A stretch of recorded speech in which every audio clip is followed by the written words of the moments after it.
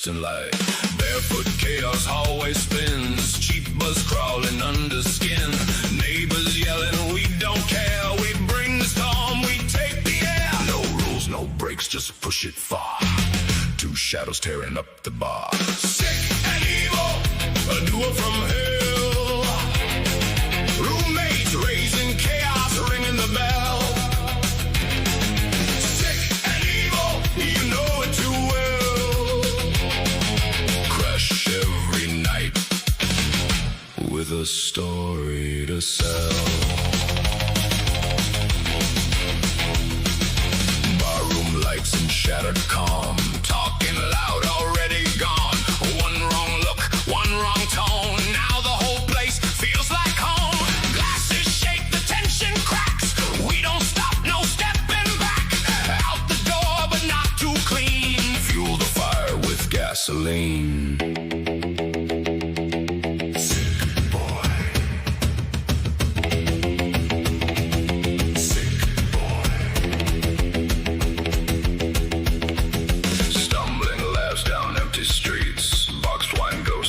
Our feet. One last dare, no turning back. Hear it splinter, feel the crack.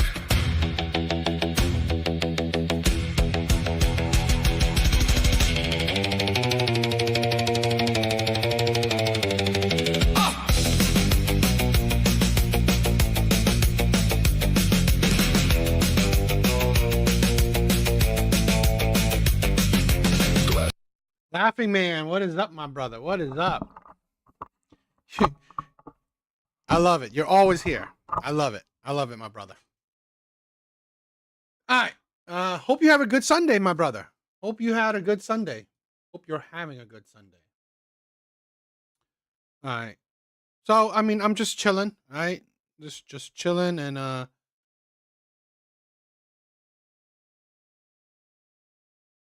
really, you saw this? You saw this video already? Well, let's see. Hopefully it's good. All right, let's just get started. Hopefully it's a good video.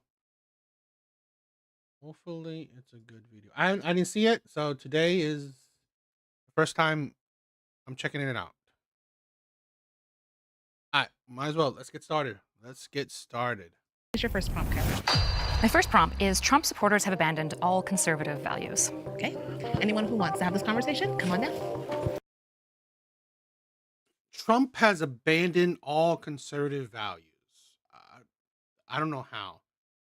RPM, what is up? What is up? What's up, my brother?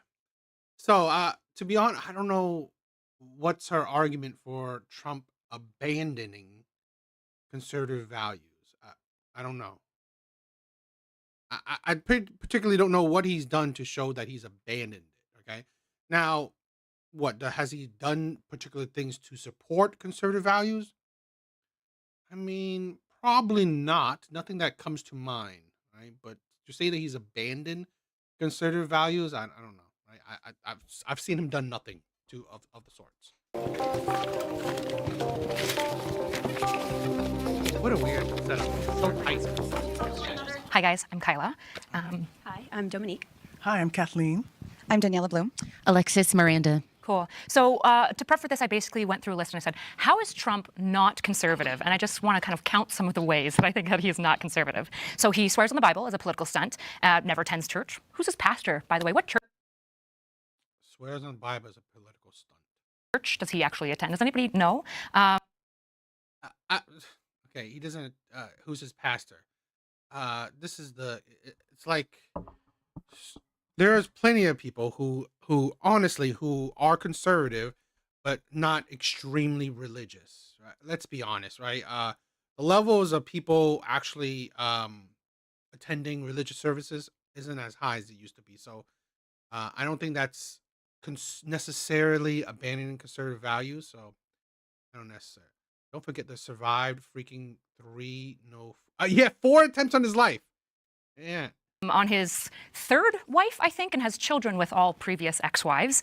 But mentioning women, Well, to be honest, he's married all the women he had. I believe.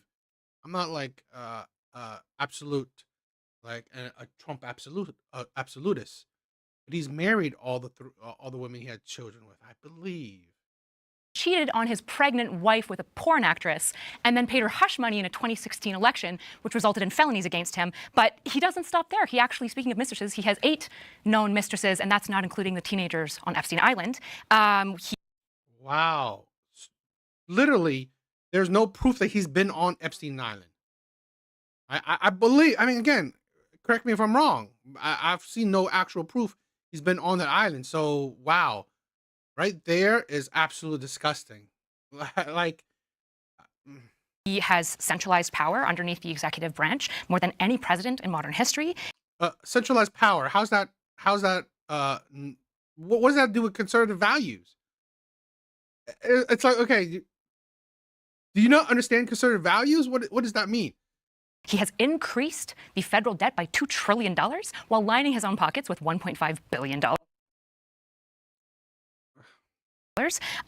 Only really clear example of insider trading than Dan Crenshaw and Nancy Pelosi is Trump himself. It's pretty impressive. And he's weaponized the DOJ and violated states' rights over and over. Yeah, there's been, that's what I believed, right?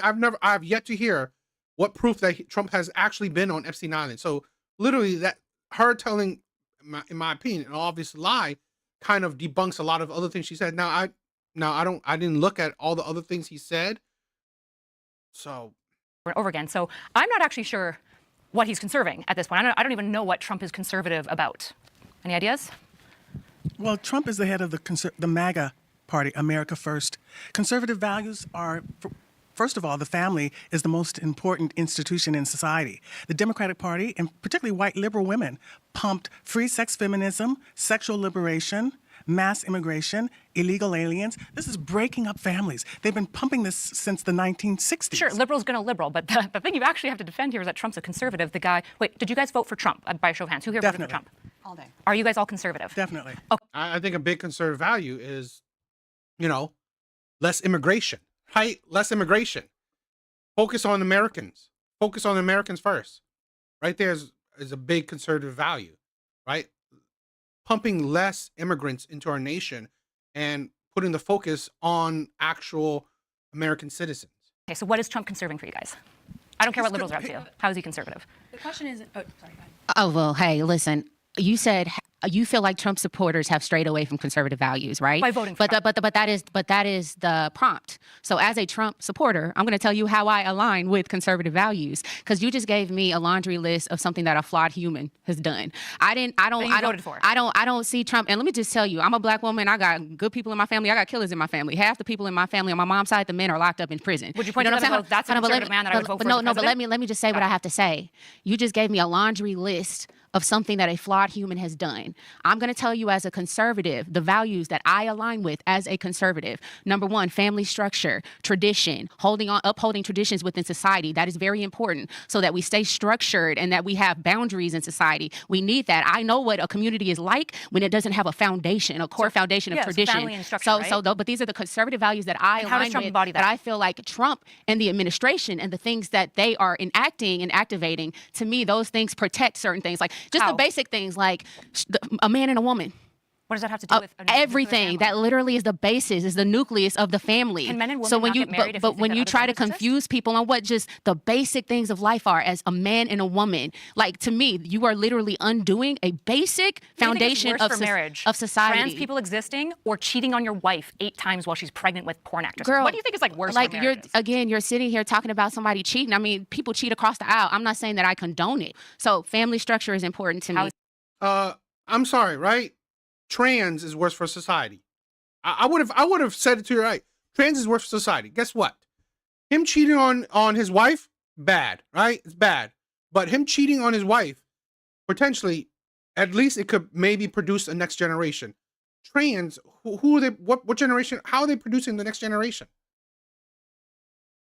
And to be honest, let's be honest. The values of cheating, I'd rather promote than the values of trying to change your sex.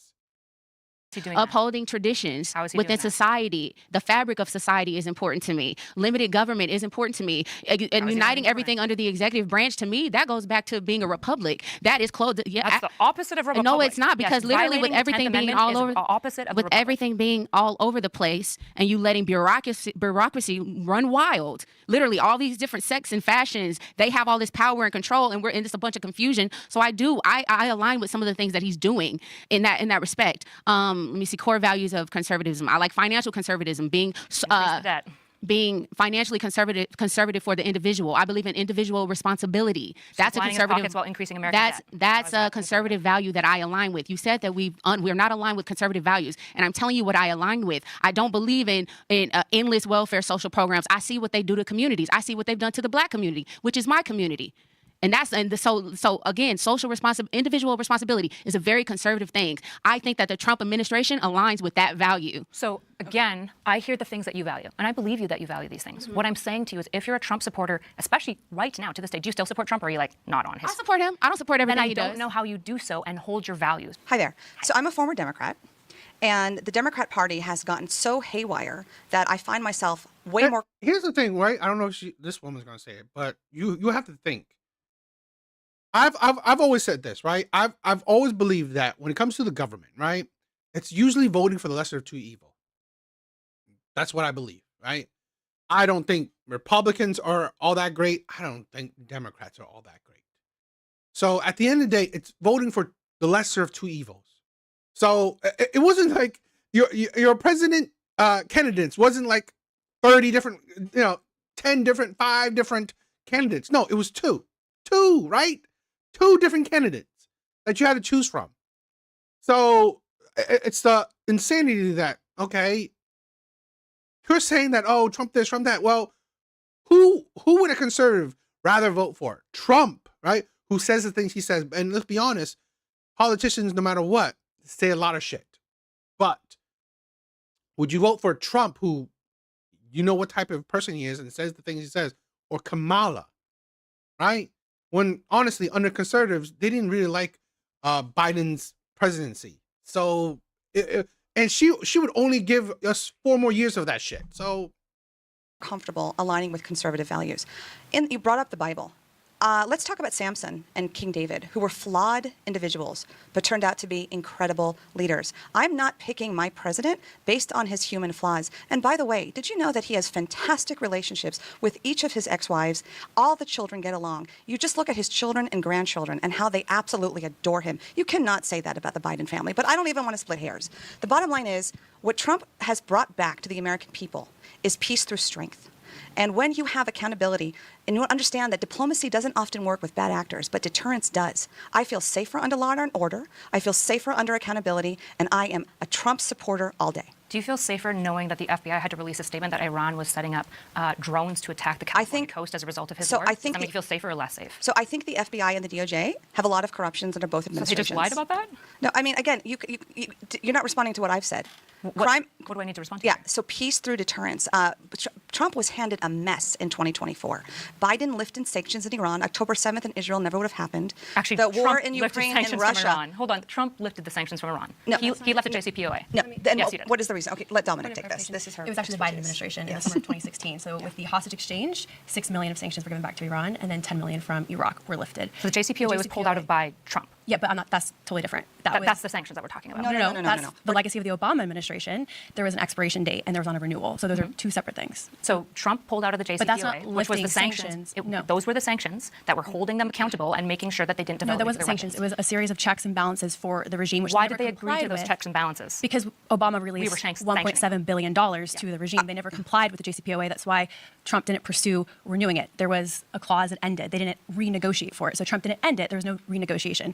The sanctions that were lifted were under the Biden administration. So I'll continue on law and order. oh, stupid as it, right? This woman, right? She claims to be as really smart, right? But she fails when honestly she's debating with people who honestly have, ways to back up their shit. Right? If you don't know what you're talking about, then yes, she'll usually win because she fringes intelligence. I don't know if you heard that saying, but I believe in it. It's basically, if she got it, we will be in Mexico. Yeah, and I believe that. What do you think? Yeah. Laughing man, I really don't understand what that meant. Right? Because it's basically if she got in. Okay. If Kamala got in, yeah, I mean, no. I mean, I don't necessarily. If Kamala got in, we'll be in Mexico. I don't know. I don't know if we'll be in Mexico, but I don't think. Yeah, I don't think. America will be all that great. Did you know that in 2025, crime has drastically decreased in record numbers? And that is not by accident. When Trump came down hard in cities like Chicago, D.C., and New York, police refunding works. Law and order works. It protects all Americans. Did you know that crime has been decreasing steadily every single year since like 1960? You can't ignore the drastic drop. Does that not matter? No. It's actually not true. It's not. Has This been is studying. true. In many black neighborhoods like Chicago, it's literally kids can't play outside. So I'm sorry that you live in a bubble and you don't understand the suffering in other communities, in certain communities. My husband But grew up in a homeless shelter, so I prefer that not be a weaponized homeless against me. shelter. Yes, a homeless shelter. So I hear that you guys have some central conservative values that I believe that you guys genuinely hold. The problem is I don't know how you hold them and simultaneously support Trump. I'm not saying This is her insanity. Okay, you can't believe you hold them and what, voted for Kamala instead? He's the two choices. It's like this is how our system works. We had two choices. We didn't have five. So no matter how it is, like, I'd rather, right? If I was conservative, which I'm not really conservative, right? Like I said, I've said this plenty of times. I'm more center right. Okay. If I was conservative, I had two choices, right? I would pick Donald Trump. And even if after a year and a half of his presidency, I would still pick Donald Trump, regardless of whether I think he's uphold conservative values or not, because I damn near sure Kamala wouldn't uphold conservative values. So that's I don't care what she says. Okay, she is being dishonest because again, we had two choices for presidency: Kamala or Trump. Plain and simple. And oh my God, I regret it. As a conservative, I regret for voting for Donald Trump. I should have voted for Kamala. She would have been more conservative. Are you kidding me? Are you stupid? Yeah, no, she wouldn't. So really, it's like, yeah, I would definitely stick with Donald Trump, even if he didn't, 100%, did things more conservative, view. become a Democrat. I'm saying if you have these conservative principles, like so many conservatives, you must be anti-Trump because he isn't fulfilling limited government, nuclear family. He's not really fulfilling law and order.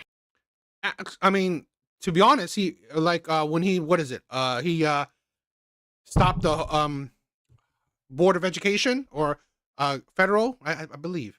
So that's another step for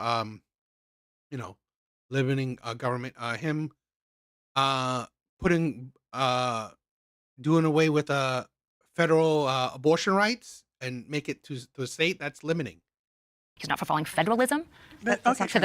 First of all, you suffer from Trump derangement syndrome. You are obsessed with Trump. Trump is the figurehead for MAGA, but that's not all. President? Wait, first of all, you keep interrupting me, and that's why you have Trump derangement syndrome. That's not why. I actually am interrupting because we talked about how last session everyone was monologuing, so I'm interrupting to move the flow. I can interrupt less if everyone would prefer, but I'm interrupting because of the result of the last one. As a Black American, there's no way I could support the Democratic Party. The Democratic Party destroyed Black American families, which I was trying to discuss before, pumping free sex feminism. White liberal women need to take responsibility for pumping free sex feminism, sexual liberation. The Democratic Party destroyed Black America by pumping mass immigration, illegal aliens. We know the data on this since the late 1800s. Mass immigration destroys Black America. The reason why I support Trump, he's mass deportation is a good thing. He's supporting less than Obama. But for liberal women. Thanks for pointing that out. But for liberal women. I'm not for open borders. You probably shouldn't assume that about me, right?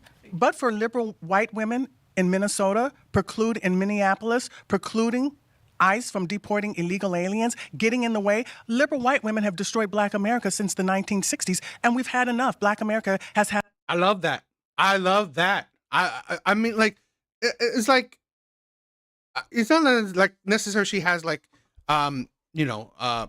clear great debater, which is fine. Right? everyone's just normal people. But I love that she focused on white liberal women. I've said this before. We all said this, right? White liberal women have been the worst thing that's happened to our nation, right? They're the ones who promote feminism. They're the ones who promote all the alphabet community shit. They're the ones that perpetuate victimhood. White liberal women are a danger to our society. That one included. Not enough of it. So- And Trump, listen, liberal progressive policies. I'm not do talking about liberals. I'm talking about Trump. Yeah, and because you're conservatives. suffering from Trump I don't derangement need you to be a syndrome. liberal. I You're need you to tell suffering me from why Trump hasn't abandoned all of your values, and we which he said the obviously most has. important value is the traditional family. Liberals believe in transgenderism. I don't need you to be a liberal. Right, but So stop making the argument. But you're looking I'm at, not trying to say you should all be liberals. No, but you're I'm looking saying at you're he taking doesn't stand by Trump. your You're values. taking Trump as an individual, as the leader of the MAGA Of your party. Republican government. Yeah, you're taking. Probably embody some of the things that were. But you gotta understand what did they? It's like it wasn't like, oh, you know what? He had two other Republicans to vote for him, and then we had Kamala. No, the choice was Trump or Kamala. So it doesn't matter. It doesn't matter because if as a conservative, if I was a conservative, I would still be happy with Trump over Kamala. Right? You can. This is the thing where it's only liberals, right? Democrats or left, right there. You can be critical of your president. You can be critical of your own party. You could not love, because I've said this plenty times.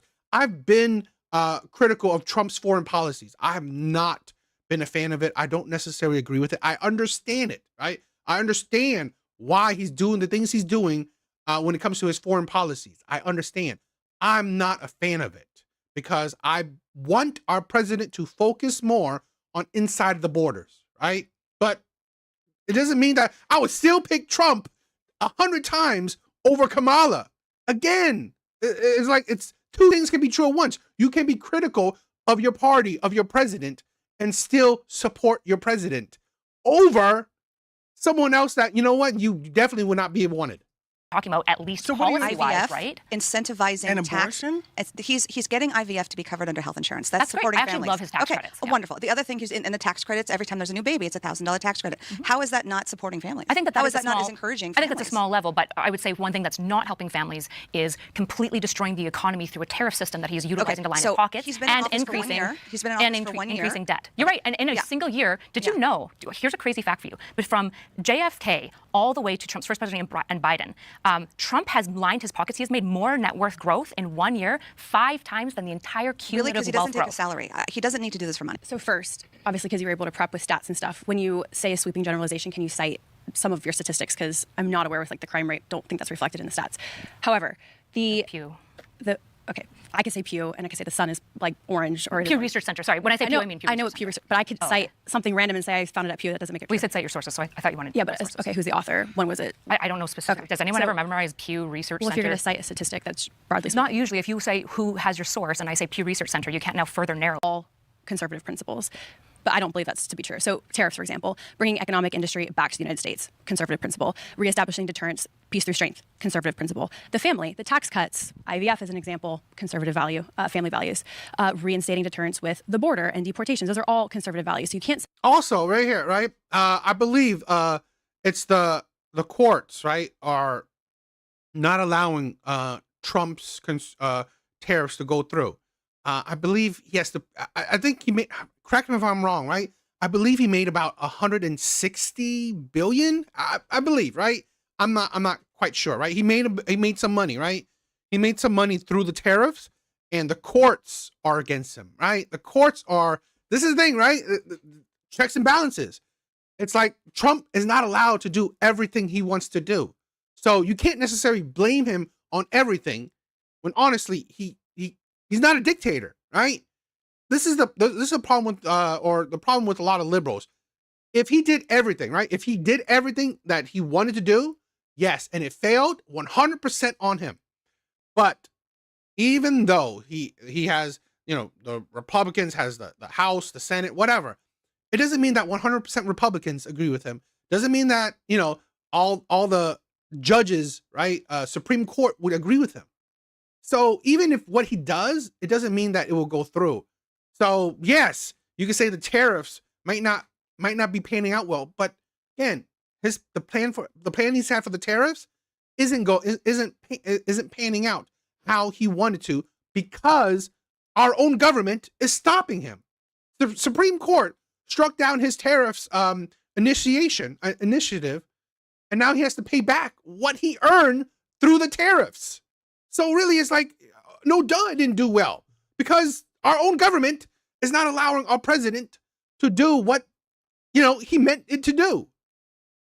Trump has abandoned all values. I can concede that there's some that I might not agree with, but that's not the prompt. The prompt is zero sum. And going back to President Trump, he's a flawed individual. We can cite every politician going back 20, 30 years. I don't think any of us probably would sit down and be friends with a politician. Mike Pence is a great example of a Republican that actually stands by his conservative values, right? He's dedicated in a monogamous relationship, so much so that I don't even think he has lunch with other women, right? Yeah, that's in fact, wonderful, he stood but that's against not the Trump when claim. he tried to breach the Constitution. Right, but we're not talking about the infallibility or the fallibility of Trump. You're citing he can't be conservative because of his past, which most of us here are Christians, so we would also say... Shouldn't we a little bit? Your guys' criticism of Biden is that his family's broken, which is why he's not for connected No, families. I don't like Biden because he destroyed our country domestically and through foreign policy. He had some of the most aggressive economic growth under him. He pulled us out of COVID fantastically. No way. The global economy happened to bounce back. Inflation. America bounced back better than every single nation in the world.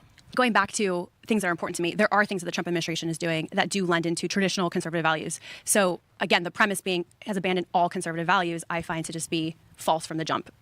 Because it is so zero sum. And I don't think you could point to any politician or any political movement and make that claim because we're all complex individuals who have our own interests. So I just think that the claim off the bat is kind of set up for failure. I just want to speak in simple terms, just simple, real terms. For me personally, conservative values for me personally, before Trump, the administration, what I saw was children confused about their gender. I work at a junior high school. What I saw was people who didn't see the value in boundaries and limitations. I saw people doing crime, going in, getting out the streets, being reoffenders in brown and black communities.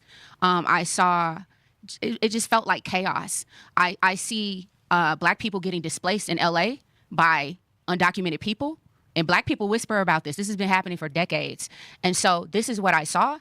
And I saw Trump leading a movement that had solutions to those problems that I see around me. I see some TikTokers, or at least I see one TikToker. Every single day. I know you got statistics and you got your facts and how he moves and what he's activating. I feel like those are solutions to the real problems on the ground impacting the people that I touch and I care about and I love every single day.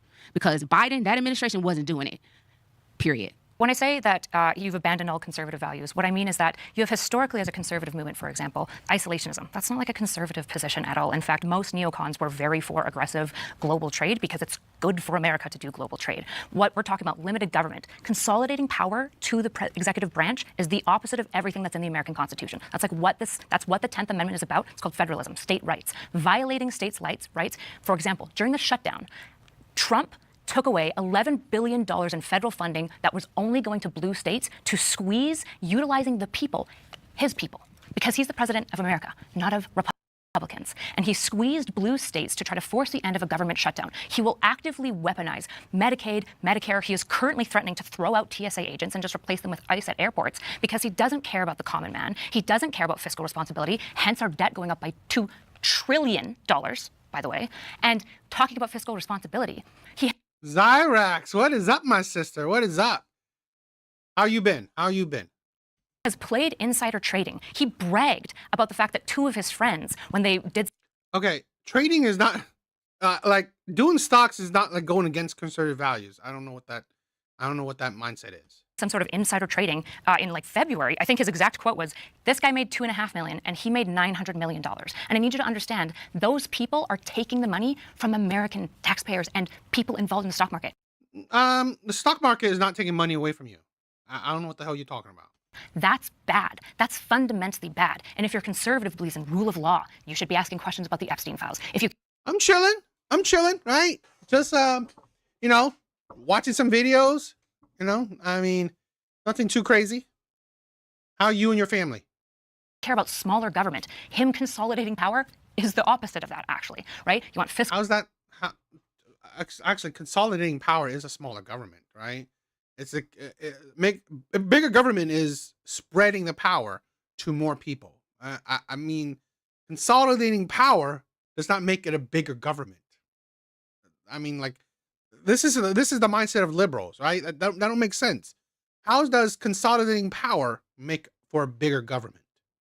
Responsibility, he's not your guy. You want good, respectful relationships with our allies, which has been a consistent conservative position as well. Trump doesn't have that. And yeah, his family dynamics, no, they don't reflect anything Christian, because he's not, or anything to do with conservative nuclear values. This is why he brags about how hot his daughter is, and if she wasn't his daughter, he might get into a relationship. He's done this. He's done this behavior.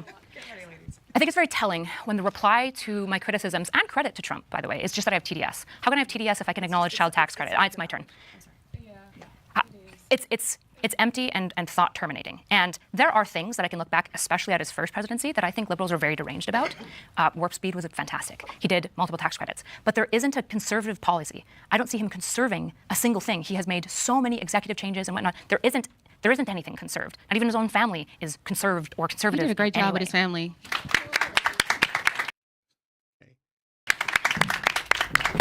I don't know if this happens to you, but I'll do a full face of makeup in the morning and love it. And then staff to get 15% off. Staff to get. Don't even believe that trans women should be under that. Short vacation. Where do you go? Thanks for asking. How was Wednesday night? I haven't yet had a chance. It was okay, right? It was chill. I mean, just watching a little bit of talking about, I want to just talk about a little bit about maybe the possible Muslim takeover, but it was chill. Umbrella, and some do. I would like to know your thoughts if you're comfortable sharing that. Yeah, I'm willing to include them. I think there's an intersection for trans women. Okay, because for me personally, I feel like there's male, female, and then I would say there's almost like a other category where for us there's been, and you know this in the news, where you see spas, gyms. Steve, what is up, my brother? What is up? There's a lot of women who don't feel safe in women's spaces, and because of the inclusion in trans women in the feminist movement. So I would say, as far as moral, the basis of being treated equally, totally agree with you on that. But I feel like with the extremism of what it's become nowadays, that's the problem that I have with modern day feminism. So I don't know if you have any thoughts on that. To make sure I'm understanding, are you saying that it's not moral if it includes trans people, or are you saying trans people pose a unique issue for feminism to disentangle, but broadly feminism is morally good? I just want to make sure. I would say morally, the modern extreme version of feminism wouldn't be immoral, especially with what has been included, a lot of perversity, a lot of promiscuity, honestly. And I'm in the entertainment industry, so there's a lot of the Me Too movement. There's been a lot of objectifying of women, which I disagree with, but I feel like even nowadays it's become this horseshoe where women are now objectifying themselves in the name of empowerment, and I'm not really good with that as a Christian who believes in modesty. So that's kind of where I stand with it personally. I'm sure we all have different views on this, but I just wanted to share that and see if you had any thoughts on it. I think you're pointing to complicated issues within feminism, right? So when I say feminism is morally good, I'm talking about my... Feminism is morally good. What? Feminism, I'm sorry, it isn't. Feminism is destructive, right? Feminism is essentially destructive. It's meant to destroy. It's meant to destruct society, right? It's meant to bring chaos. Feminism is chaos, right? Essentially, that's how women are. It's about chaos. Feminism is about chaos, 100%, in my opinion. It's to change the status quo, right?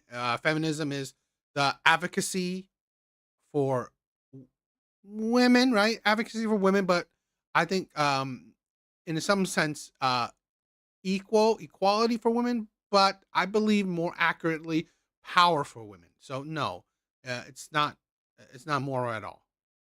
Definition, which I think most people would agree to, which is feminism is the empowerment of women's agency. And no, right? This is a thing where, in my opinion, right? It's just equal rights for women. But here's the thing, right? If it was equal rights for women, women would be fighting for, the equality in everything. Okay. Women will fight for equality for everything. So let's say this, hypothetically, women will fight, there should be a good amount of, let's say, female CEOs. Okay. I mean, a lot of women would fight for, equal representation in the workplace. Okay. In offices. Okay. But you don't see women fighting for equal rights, let's say, in construction work, right? And other hard labor work, right? Where we need to push women into those areas.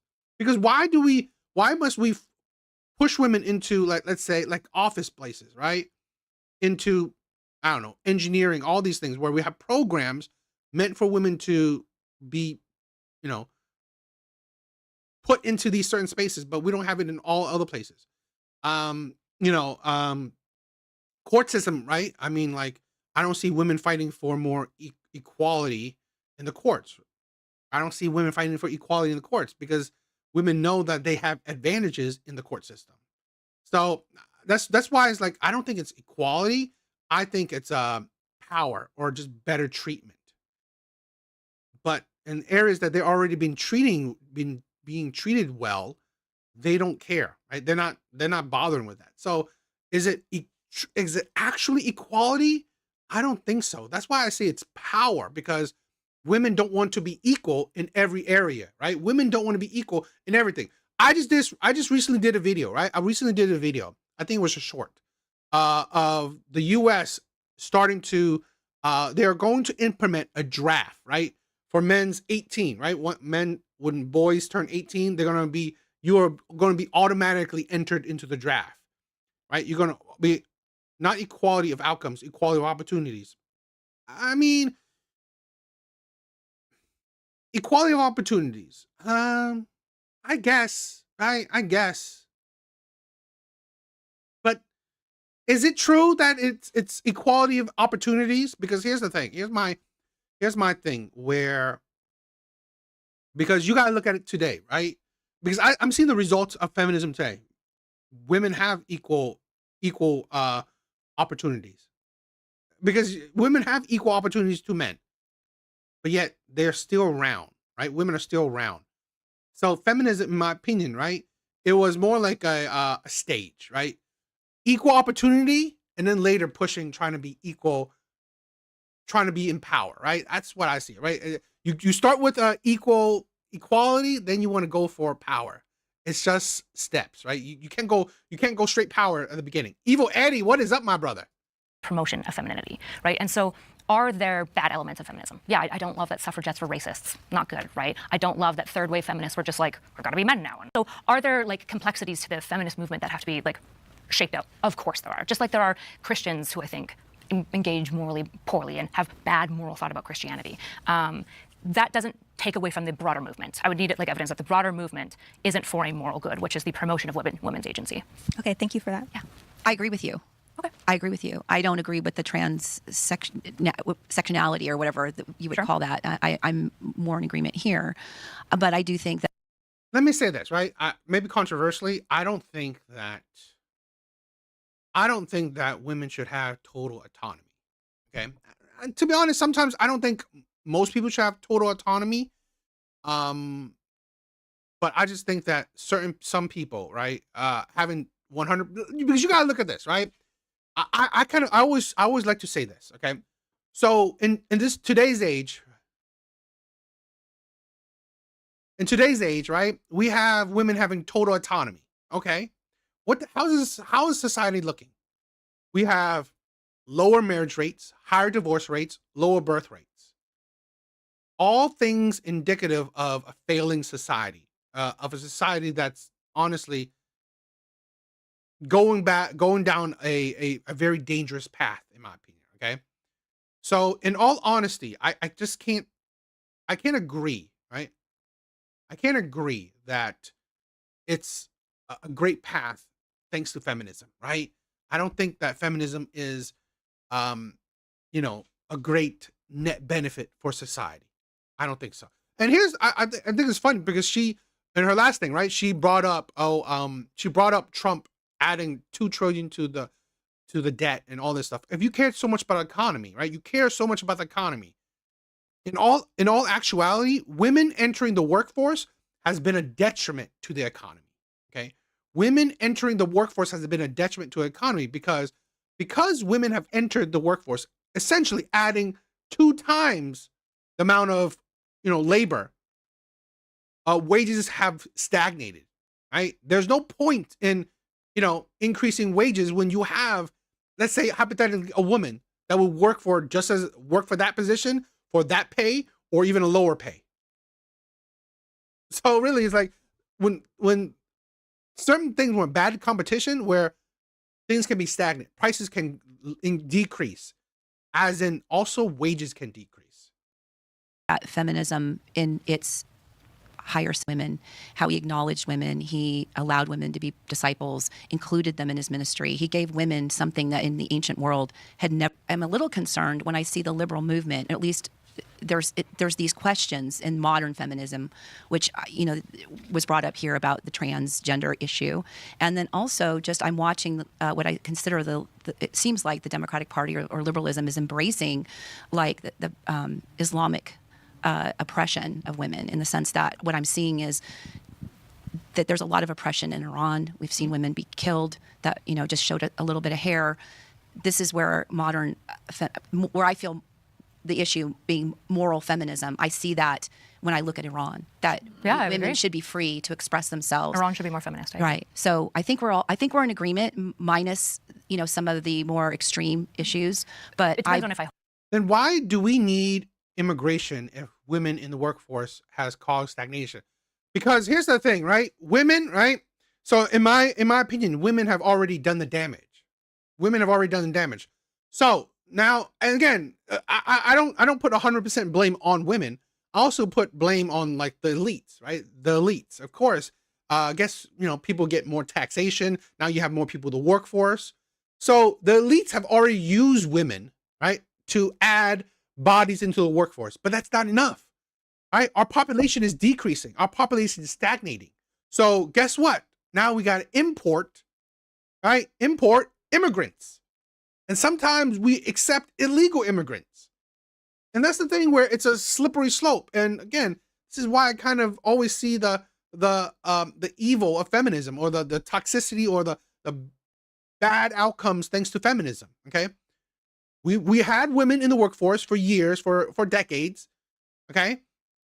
And it's done its job, but again, because our population is decreasing or stagnating, now we have to, the elites, right? Big companies or whatever, right? They have to now add more because they don't have enough women, right? Enough women entering the workforce, or enough new bodies entering the workforce. Hold them though, right? Like if you don't hold them, then Islam. I don't think Islam is like this paragon. Again, no, it's not men. Right? This is how I say it, right? When we say men or women, we have to mean, in my honest opinion, right? Or at least how I do it. When I say men or women, I mean majority, right? At least 51%, right? 51%. So to say that men, no, the elites did not equate to 51% of men, right? When I say elites, that's why I mean elites, because it's a small subset, right? Small subset. The elites are what? Under probably 1%, under 1% of men? That doesn't equal men. This is why I hate it, right? I'm sorry, but I hate it when a lot of women say men, because when you say men, you have to think about how men think about it. So do you mean majority of men? No, right? So how can you say men when, in all honesty, you don't mean majority of men? So you can't say a small, like hypothetically, one man does not equal 10 men, right? One man does not equal 10 men. So you can't say men when you're talking about one man, right? You can't, because it doesn't make sense. So that's why I be more purposeful with my words. I don't say men. I just say the elites, right? Which is a small subset of men. Then how am I not being accurate, right? Then you're not being accurate. I'm being accurate. I said elites. I said elites. And when I say women, I personally, right? When I do say women, I personally said it's the majority, right? And the majority can be an extreme majority or, a minor majority, like 51%. It's not like a huge difference, but it's still a majority. Of feminist virtue. Yeah, I think that there's a lot of things. But it is a little disturbing to see that in the progressive movement and with liberal women embracing this kind of... Well, this is pluralistic, right? I can simultaneously value and have a fundamental value of feminism and also value things like religious freedom and understand that these two things are in tension, and finding the perfect policy and answers is tricky. But I think there is one, right? I want Muslim people and Islamic people to come here and express their religion, but not at the cost of like abuse of women. And I think that that's a common tension we've had through all of history, even with Christianity and kind of liberal order. And so I'm willing to have those conversations, but I don't think that feminism just loves Islam and everything to do with it. And lots of feminists are critical of the way that Sharia law or the Quran speaks and engages with women. Well, then I think we are in absolute agreement on that. Based. So morally Yeah, I remember that. There are 10 million more women than men in the U.S. good and I, equitable. I appreciate it. Motherhood and, and also that the economic situation is also of feminism has kind of pushed women into basic market production because they can't afford to not be. And I don't think that's feminism that did that. I think well, And here's my thing, right? I don't think feminism is moral because what morality does feminism promote? Right? What morality does feminism promote? Feminism doesn't promote right and wrong, right? Feminism doesn't promote right and wrong. So really, I'm sorry, right? I think feminism promotes degeneracy, right? The sexual freedom, right? Sexual liberation is one part of feminism. Already there, just disproves the moral claim. We're doing comparative analysis of the two gender, men versus women. You have to be fair, DA. You want to add class when here's the thing, right? No, I only add class. I only add class because those are the men. I put more blame on women, right? I put more blame on women because women have agency, right? You choose to enter the workforce or not, right? But, right, I say the elite, the small subset of men, is because those are the men that supported, right? You got to think, when you do any kind of movement, right? When you do any kind of movement, you need money behind it. When you do any kind of movement, you essentially need some money, right? Because you can't get legislative passed, you can't get laws passed, you can't get anything passed, you can't get people gatherings or just you can't necessarily do a whole lot without money involvement. That is why when I bring up the elites, right? That's why I bring up the elites. But again, I put more blame on women. I put more accountability on women, right? Because so that's what I was doing. And again, what do you mean? What I'm not I'm adding class because it makes sense, right? I'm adding class because it makes sense because because again, if I don't add class, right? If I don't add class, then that means men are not blame at all, right? Men are not to blame at all because to be honest, men didn't push women into the workforce, right? Men didn't push women into workforce. Men didn't push women to, let's say, try to be equal to them. Men didn't desire that. Men didn't desire feminism. So then if I said that, women are 100% to blame. In a way, because in a sense, when one paycheck can't support a family, and you can tax that other paycheck, it by default you push women into work that may or may not. Now, I will tell you, elite women have always had the ability or the privilege, you could say, of not having to work, but poorer women have always had to work, and I think that that feminism should include motherhood and value it. I would just say to you basically, like, women have always been working. They just didn't get paid for it, right? And so what's transpired is liberals have gone, it wasn't really liberals, it was inevitability of war, of just needing labor. But what happened after that is going, actually, if I'm working, I should be paid for my labor. And if I'm getting paid and taxed on my... Well, two things can be true at once, Zyrax. I can hold both people accountable, right? Two things can't be true at once. I hold both people accountable, right? So sharing the blame, right? This is sharing the blame. Why not? You can share the blame. I say the elites are to blame as long as with women, right? You want to blame women when women never had any power. Here's the Zyrax, right? I'm going to say this, right? You have a husband, right? You have a husband. Do you believe that you have no sway on your husband? This is the problem with a lot of women, right? I think a lot of women are disingenuous or purposely ignorant, right? Purposely ignorant. Women have power.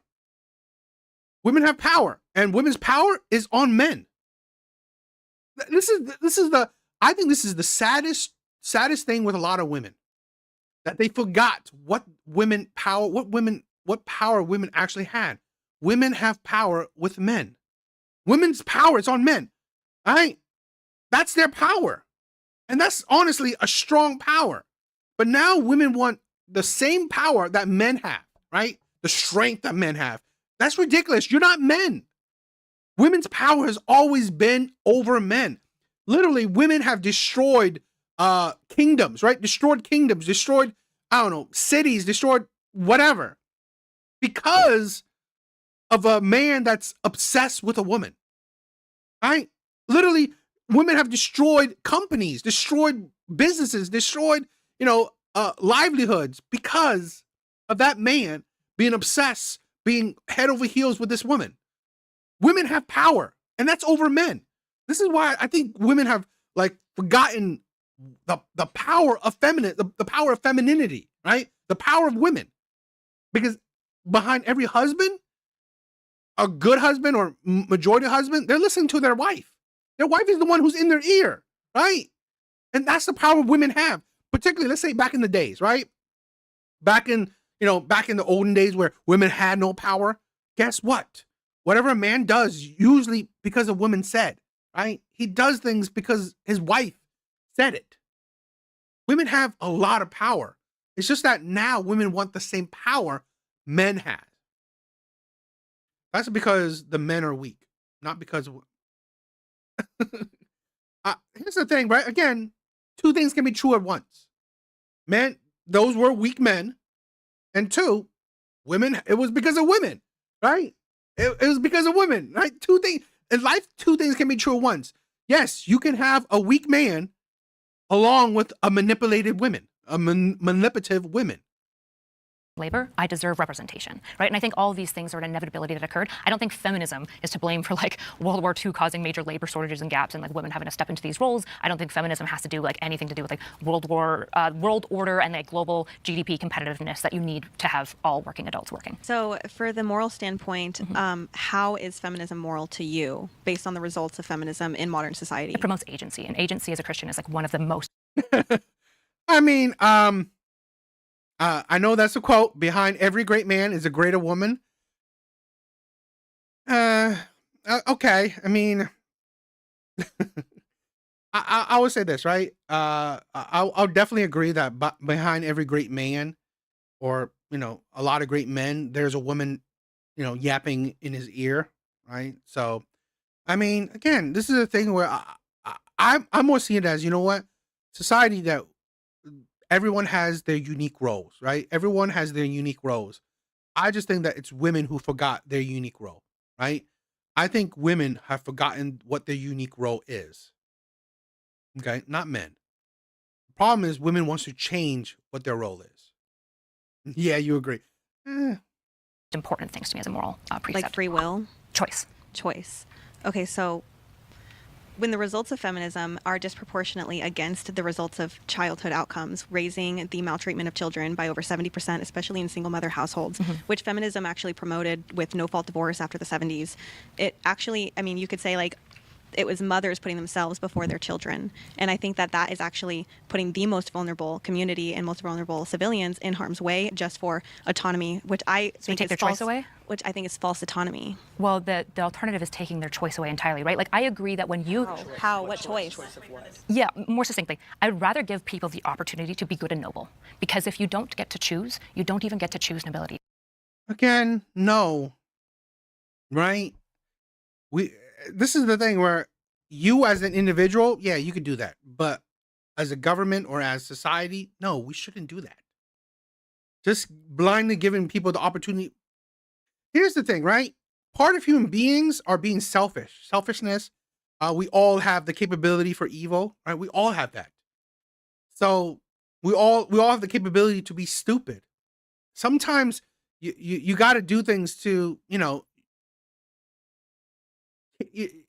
got to do things to, I don't know, stop people from being stupid. It's just how it is. This is the fundamental premise of Christianity, is that the fallen nature and the suffering that we see in the world must exist, because if it doesn't, then when we say, I love God anyways, it doesn't mean anything. And so I agree, women, children, men, they make bad choices all the time. All people do. But the beauty and nobility of agency is that people get to make it. And what the alternative is robbing women of the choice so that they are essentially slaves to moral good as necessity. I don't want that. But what choice? Because women were always able to leave divorce, at least in America, for abuse reasons or sexual assault reasons, or their children were being assaulted. We were able to do that before no-fault divorce. Not really. Absolutely. And even by the church, it is in the Bible, it is allowed for abuse. If you are being abused in your marriage, then the Bible actually condones divorce, which is one of the things that Marital assault wasn't even recognized legally as abuse until like 1990. It wasn't even seen as a crime until 1994. It wasn't even legislated. assault or marital rape. I'm trying to avoid that word. Sorry, I'm trying to avoid that. So the idea that like women could leave, it was incredibly difficult. Their finances were entirely tied to their husbands because a lot of women could not work, right? So the idea that they like could just leave, they were in many ways financially tied to men. And no-fault divorce would also force. There are tough things. How do you prove that somebody is like mentally draining you and not supporting you and not fulfilling all those things? How you can prove that someone's mentally draining you and not supporting you? I'm sorry. I'm gonna be blunt. Deal with it. You chose the man. This is the problem with. This is why I have a problem with feminism. It's the lack of accountability. I'm sorry, right? I'm sorry. You chose the man. This is the thing where I've said this countless times before, right? I've said this story where I'm not gonna go into the story, but my ex really effed up my life, right? My ex effed up my life. But at the end of the day, I still won't blame my ex. At the end of the day, I still won't blame my ex for being the biggest B ever. But it's my fault. I blame myself because I chose her. So I came out of the relationship, right? Completely a broken man and in debt and all these other problems, right? But at the end of the day, I still blame myself because I chose her, right? I'm not gonna cry because of injustice, of unfairness, of how dare she? She's terrible. All this. No, I'm gonna say like I was an idiot. I ignore red flags. The results that happened to me. It happened to me because of my own stupidity. It happened to me because I allowed it to happen to me. Take accountability. Right? I'm sorry if you got with a man that doesn't support you, but you should have figured it out before you married him. Right? You should have figured out before you married him. You should have figured out these things before you've been with him, before you committed to him. If you didn't, it's on you. I'm sorry, it's on you. This is the issue is that why marriage is so weak, because we make it weak, right? There's no true commitment. It is one of the most important things, right? Choosing a partner is, in my opinion, probably the most important thing you can do in life because there's so many cascading things that go along with it, okay? So choosing a partner should be the most important thing you could do in life. And yet we don't view it as that. We don't view it as that, right? The casual dating, all this weak ass shit. And I think it's feminism, right? I think it's feminism. Marriage should be extremely important. Of a husband, but isn't necessarily like leaving you black and blue. Does she have to stay in that relationship? What if she's not a Christian? Why does she have to stay in that relationship? Well, I'm going to take this from another standpoint. I think the feminism of the 1950s, 1960s was needed.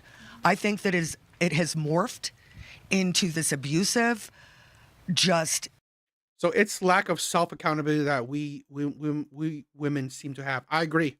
I mean, it's a question, right? Yes. Women lack self-accountability, right? Women are, in my opinion, natural victims. They see themselves, women see themselves as constant victims, okay? It's rare for me to see a woman that actually understands accountability and, accepts accountability for her life, for her choices. Rarely do I see a woman accept accountability for her choices in life. Rarely. So I honestly think women lack self-accountability. It's not about women anymore. All it did for us was put men in our bathrooms. I would totally And disagree. men are not women. I don't care. They're not? I'm sorry? Do you know if I have a vagina or not? Honestly, I don't want it in my business. My point is, keep neither. your True. own freaking sexual business to yourself. Now True. I'm being forced Trans to people are trying to. affirm people. Yeah. And they have taken over the feminist movement. No. I also believe that they have put, you have to go to college, you have to go and get this career before you have a family, where then we have women that are 30, 40 years old and they're miserable. They're on more antidepressants. It has hurt the family. The feminism of today. It is, I forgot the stat, right? I forgot where the stat, right? I have a video of it, that white liberal women are the most on antidepressants, right? White liberal women are the most on antidepressants. White liberal women. I think being liberal is a disease. It's a mental disease. It really is. Right? So is not the feminism of yesterday. And you keep speaking of choice. What choice are you speaking of? Are you speaking of choice to get a job? Are you talking about choice to get married? What choice conversation on in general? Yeah, I generally want people to have opportunity to choose in most facets of their life within the bounds of like the code of law of America, I suppose. Yeah, I want women to have all of the choices that men have. And there aren't any choices that women don't have now. Men do not have more rights than I do. Yeah, as it thanks to feminism, which is why I attached the second piece of feminism of the 1950s, not feminism of today, where they are basically taking my rights. If I'm a young athlete and they're making me play sports against men and making me change in front of them, is not pro-women. I think it's telling me that I have to go I get it. Trans people bad. Well, you keep sadder, more women are depressed, and we need to start supporting. I wouldn't say trans women are bad. I mean, I probably would say it, but I mean, when it comes to the feminism argument, trans women shouldn't be included, right? How can you say that it's the advocacy for women, yet you include men? And that's why it doesn't make sense. So I think these women, it's for the topic, right? Trans women is moral, necessary, and inevitable. It's stupid, right? I mean, like, I guess, whatever. It's not moral. I don't think it's necessary. Is it inevitable? Probably, right? It's inevitable. Women always are clamoring for, supposedly equal treatment. I think better treatment, right? I think feminism is, women trying to get better treatment, right? Not equal treatment. But yes, when you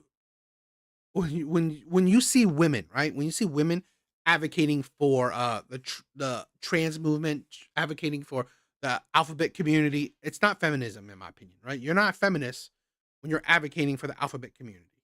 The families. Our children need us. They don't need to be raised right now. Because it's all connected. I think it's very telling that like the strongest rebuttal to feminism is just trans people existing. I don't think that that's a rebuttal. Fourth wave intersectionalism, feminism, for example, women. Acknowledges, it's about women, right? And some of the conversations about what women is, but other conversations are about things like, for example, when somebody is really understanding and empathetic, like a teacher or a nurse, they don't get the social respect, and they don't get viewed as doing a noble thing in the same way that a guy who can like make a lot of money gets social respect. That would be a part of feminism, intersectional feminism, where we go, these traits that we societally view as feminine are never viewed as respect-worthy when they're deeply.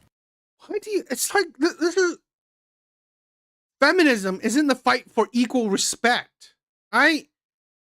This is a thing where you got to think, okay? The issues, and you know what? Here's the thing, right? I do think that teachers deserve more respect or more acknowledgement. I do. I don't disagree with that. But let's be honest, okay? It is how society works, right? It's how society works. What society values. Here's the thing, right? Let's say hypothetically, a man with money.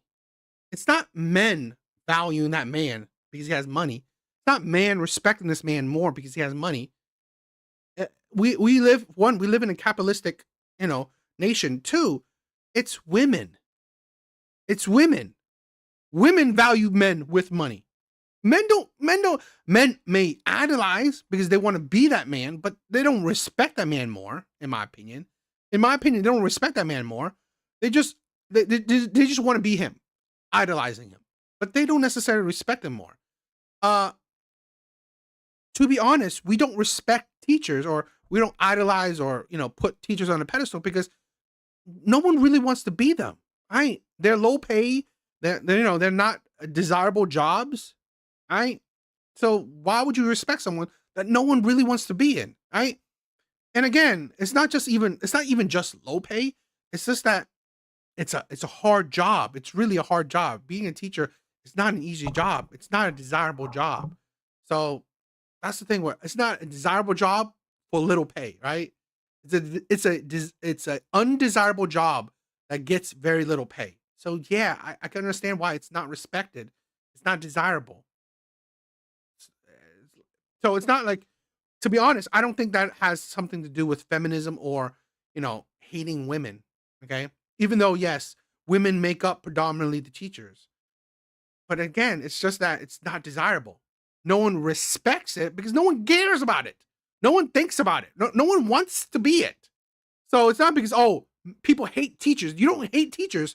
You just don't think about them. So it's not like you disrespect them, right? Yeah, you don't respect them, but it's not like you disrespect them. You just don't care.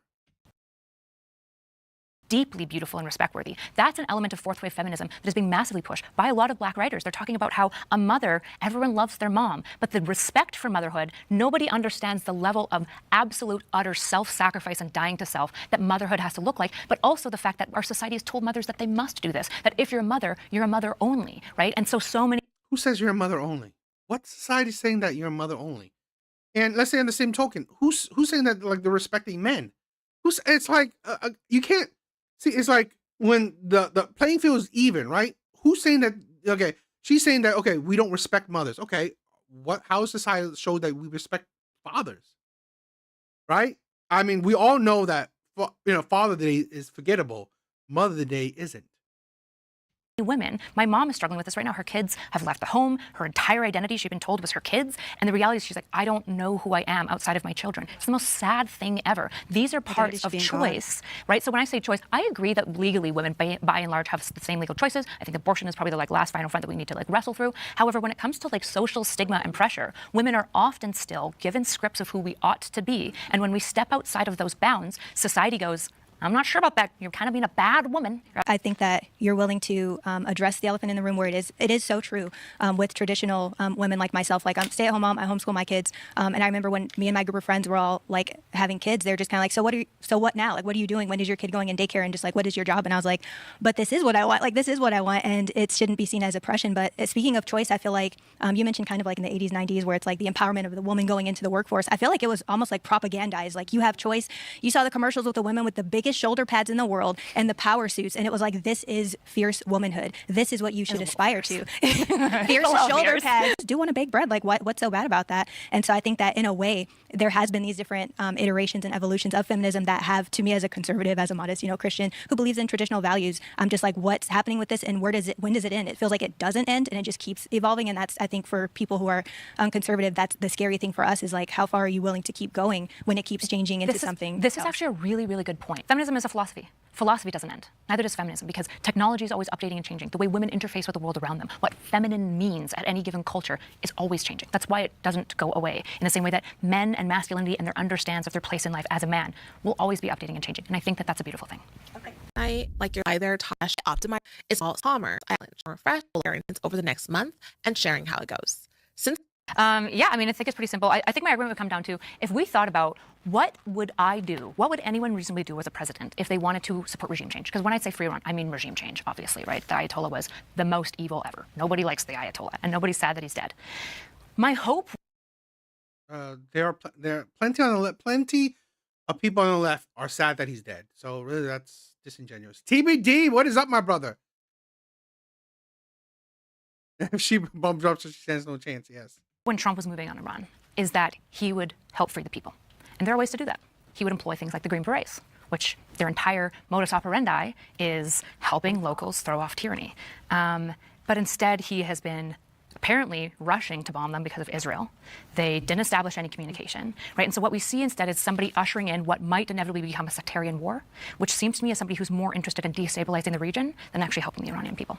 I would say blaming this on Israel is absolutely ludicrous. This idea that Trump rushed into this because of Israel, when you take into consideration that he had actually talked to Israel and gotten them to stop bombing Iran during the 12-day war, bringing this to a temporary end before it just went up in flames again. Because ignoring evil, taking a soft approach to evil, is never going to stop it. It's never going to free it. Right now, Trump, in his second term as well as in his first term, made amazing strides towards freeing Iran. In fact, he was the first U.S. president to even recognize the IRGC as a terrorist organization. Meanwhile, you had Democrat presidents such as Barack Hussein Obama that was releasing billions of dollars to the IRGC. You had Joe Biden, who not only released billions of dollars, but also released to them a spy in a negotiation that went absolutely horrifically wrong for us the month before October 7th. So Trump wants to free the Iranian people, but he wants to empower them to go in and do it by taking out these military opponents. And that's exactly what we're witnessing right now. So if he wants to free the Iranian people, why on January 2nd did he tweet, if Iran shoots and violently kills peaceful protesters, which their custom is, the USA will come to their rescue. We are locked, loaded, and ready to go. That was January 2nd, but we didn't get there until February 28th. Do you know how many Iranians died? Yes, as a result lot of the Iranians died. How but many?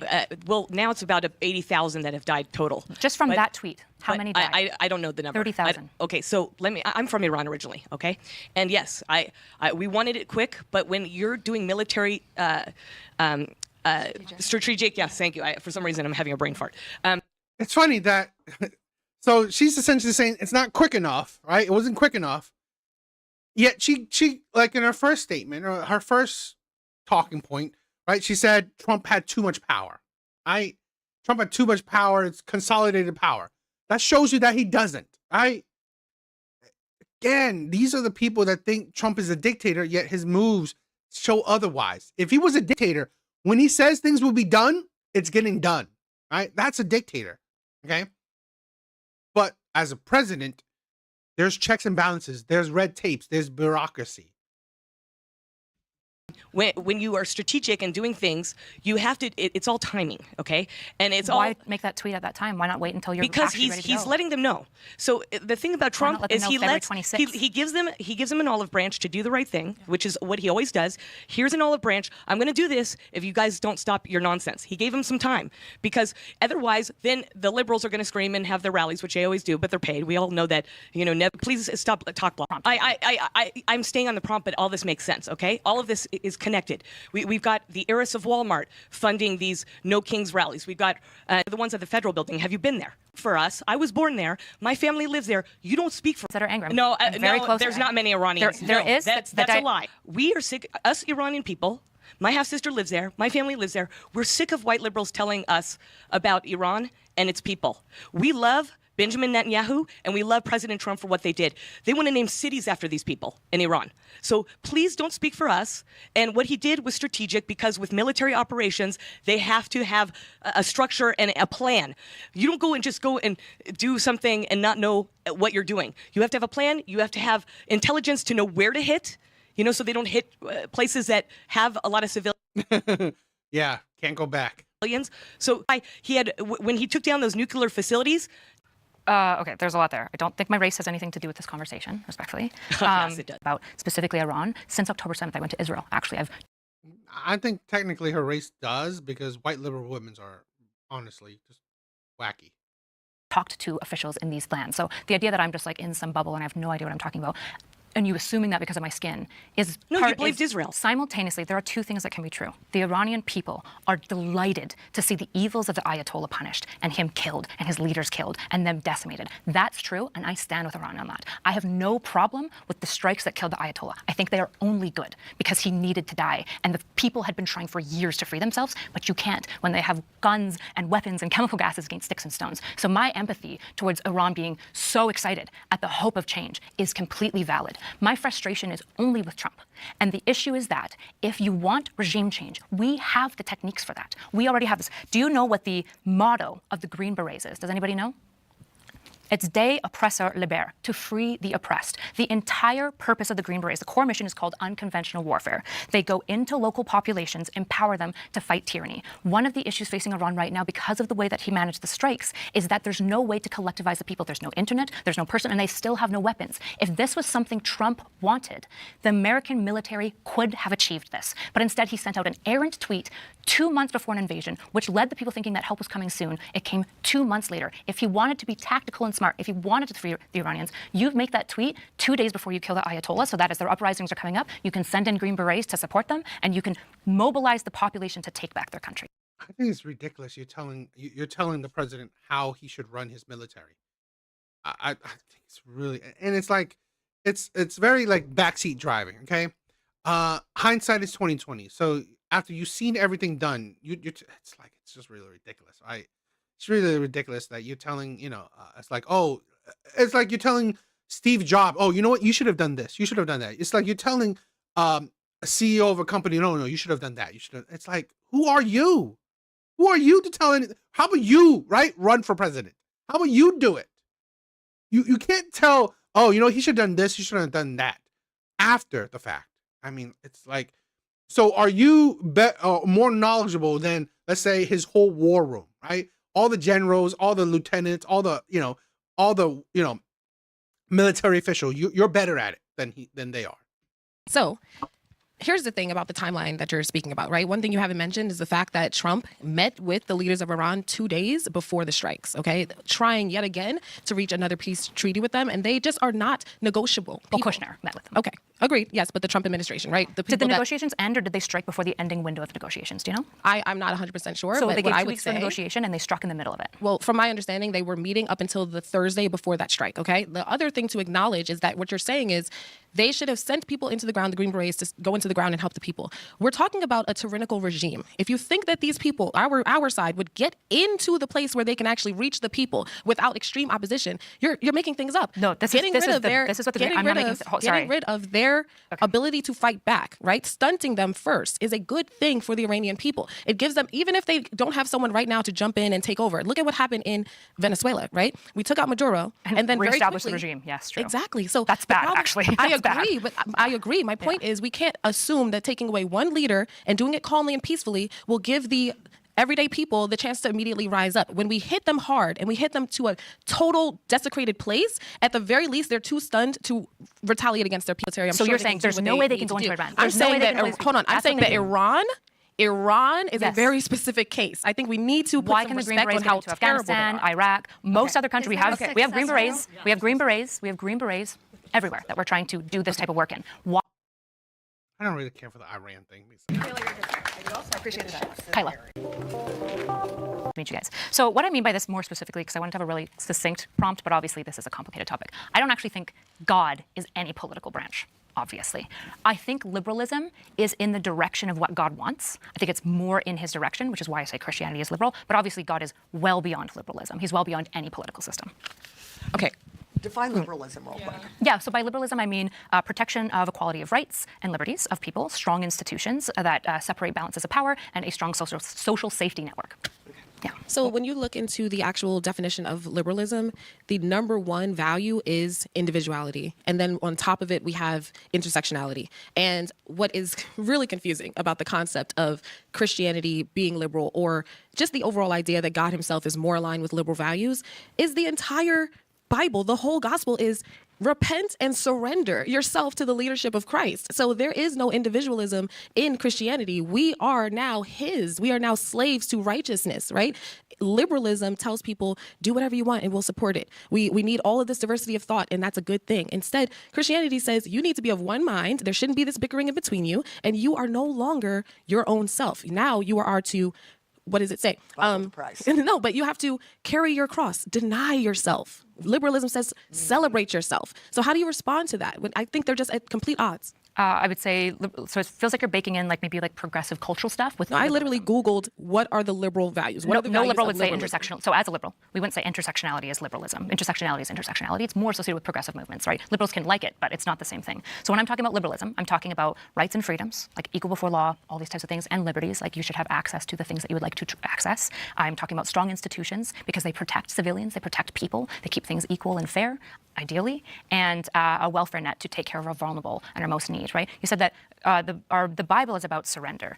As a Christian, our walk of faith is about surrender to Christ. It's about constantly seeking him above our own predilections, constantly. But what does he command us to act out into the world? What does he tell us to do to non-Christians? It is to care for the refugee. It is to take care of the widow and the orphan, right? In the previous conversation, we were talking extensively about Christianity is the burgeoning place of charity, of seeing others outside of my blood-born family and saying, you matter in the eyes of God, and we love you for that. And my concern right now is that the conservative movement, particularly under Trump, and the way that Christian conservatives operate, there is a fixation on sin, and there is a loss and forgetfulness of what it means to be equal before God. If I could, just really quickly, I just want to note, and I promise I will put it to you, but the thing that comes to my mind is, people constantly talk about taking care of the poor, and I firmly believe in that, right? Like I founded a nonprofit, okay? So I've done my work. However, the Bible says, let he who does not work not eat. And what we on the conservative side have noticed is that our social systems have been abused by people who do not want to work. So I think my frustration is to suggest that it is that we should lean more towards liberalism as Christians just because of this concept of helping others, and ignore the fact that the Bible says you need to also be a contributing member of society so that it all works together. We don't have takers and givers. When God said, he who does not work shall not eat, he's probably not talking about kids, right? Children can't work. What do you mean? But we should still feed them, right? Right. Of course. And if somebody has no legs and is blind and deaf, okay, should we take care of them? The fuck are you talking about? Blind, deaf? Are you... It's like this woman is unbearable. So you're using this. See, I'm sorry, women with, I'm going to be controversial, women with low IQs, right? In all honesty, right? But very manipulative. They need to use the exceptions to make their rules, right? They need to use the exceptions to prove their points. Blind and deaf, why the hell would you even bring them up? That person? But that's okay. Should a mentally ill person be taken care of? I don't think that the Conservative Party would suggest that we don't take care of those people. What we are saying is that we're our stripping systems, Medicaid. because our system, we're not stripping it. We're You telling are. people that if you are not one of those people that you suggested, if you're not actually in need, then it is unfair for you to be receiving these 60% of people who instead receive of the SNAP others are that children. should. I just want to add, these things, taking care of the widows, taking care of the orphans, this was prescribed to the church. This was not prescribed to the government. Exactly. Sure, but I would add to here, Christianity isn't a prescription of politics at all.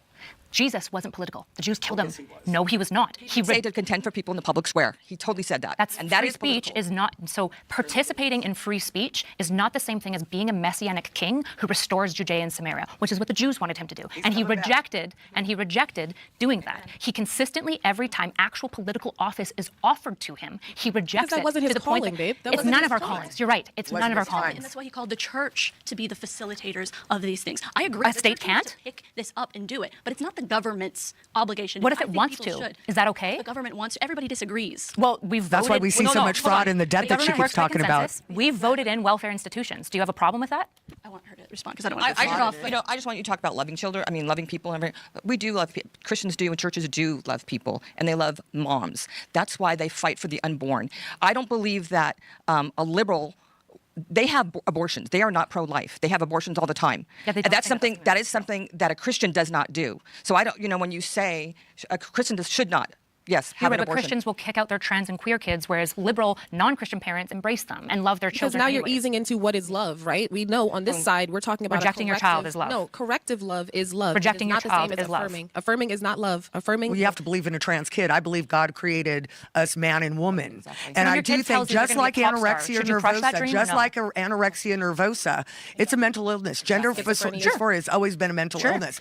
But now we're being told to affirm them. Now it's almost become a trend in the schools, just like it was when I was a kid and everybody was dressing up like Madonna. The whole thing where, the DEI, where if you are a white boy in school, you are an oppressor and the minorities are the oppressed. Well, where can that kid turn? Well, if I become trans, then I'm oppressed too. Who do you think is more socially stigmatized? A random white guy walking around Oh, or a toxic trans person? toxic We're veering off masculinity. the prompt. Yeah, I just want to say, Christianity says God defines truth. Liberalism says man defines truth. And that's just to bring it back to the prompt. Christianity is about the 66 books of the Bible, loving man, loving people. Sorry, are we Okay? opposed And to liberal political order then? Because liberal political order isn't Christian politically? We are all It's not, Jesus isn't Democrat or Republican. I've already said this, but I've said liberalism. So you said, well, it says liberalism says that the value of man is in man alone. That's what the founding fathers said, right? Where did they get that idea from? Do you know? They got it from the Bible. Yeah, they did. But why did they not put it in Christian language? What do you mean? Why did the founding fathers Because they- not put it in Christian language? Why did they say? Because they weren't all Christians, right? The founding fathers were made up of different. I mean, majority were Christian, but they had other people who had different religious beliefs as well, right? Some who didn't even believe in religion at all. It's from man alone. Why did they separate it? Do you know? Read the Federalist Papers, read.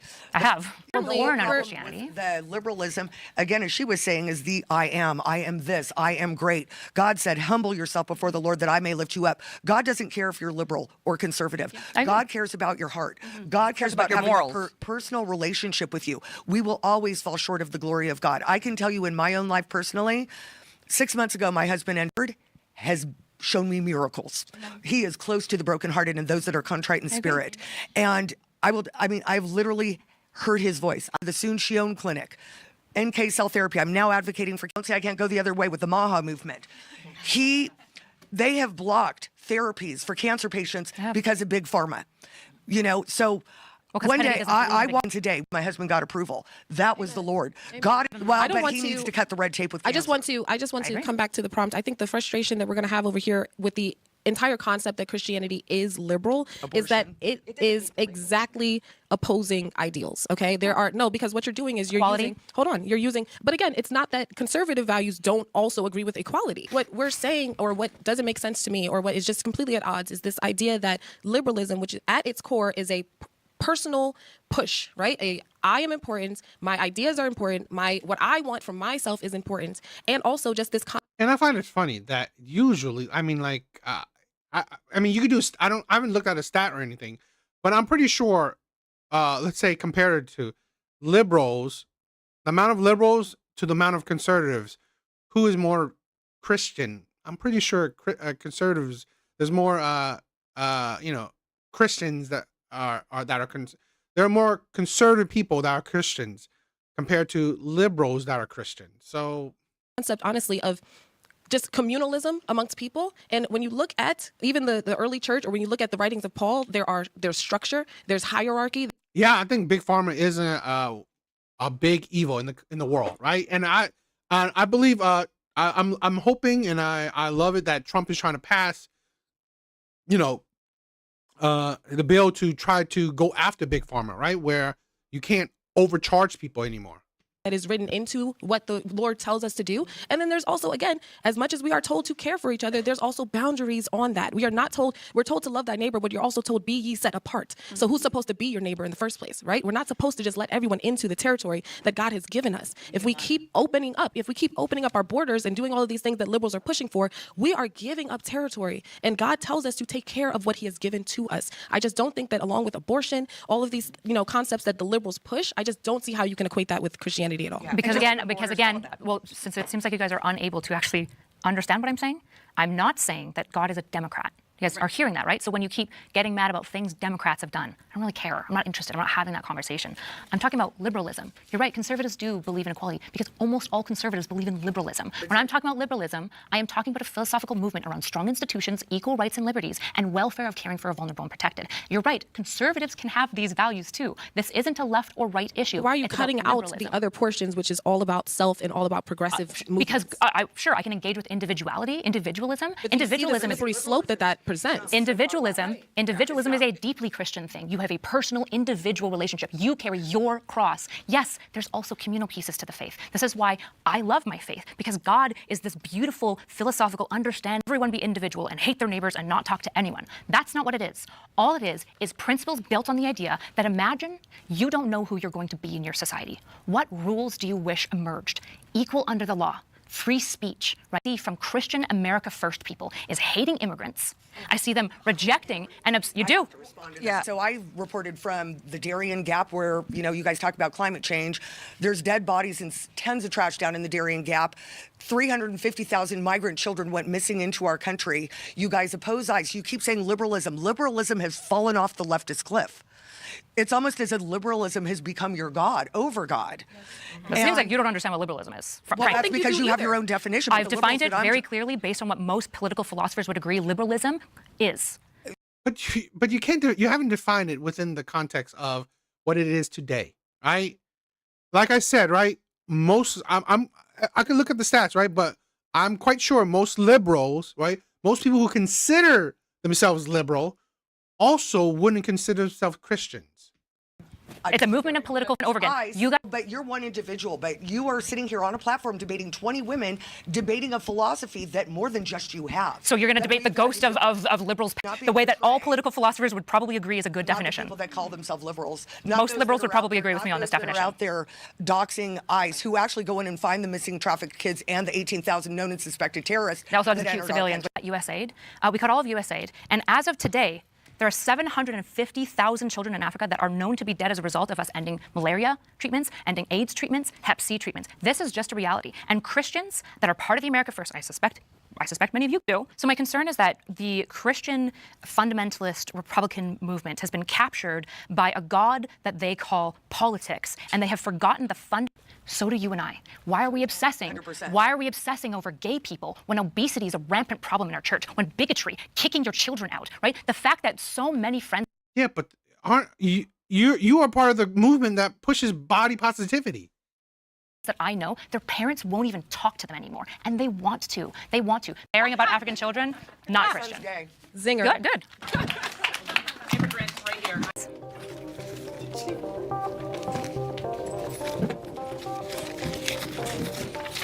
Okay, so I'm going to do I just want to kind of show of hands, possibly.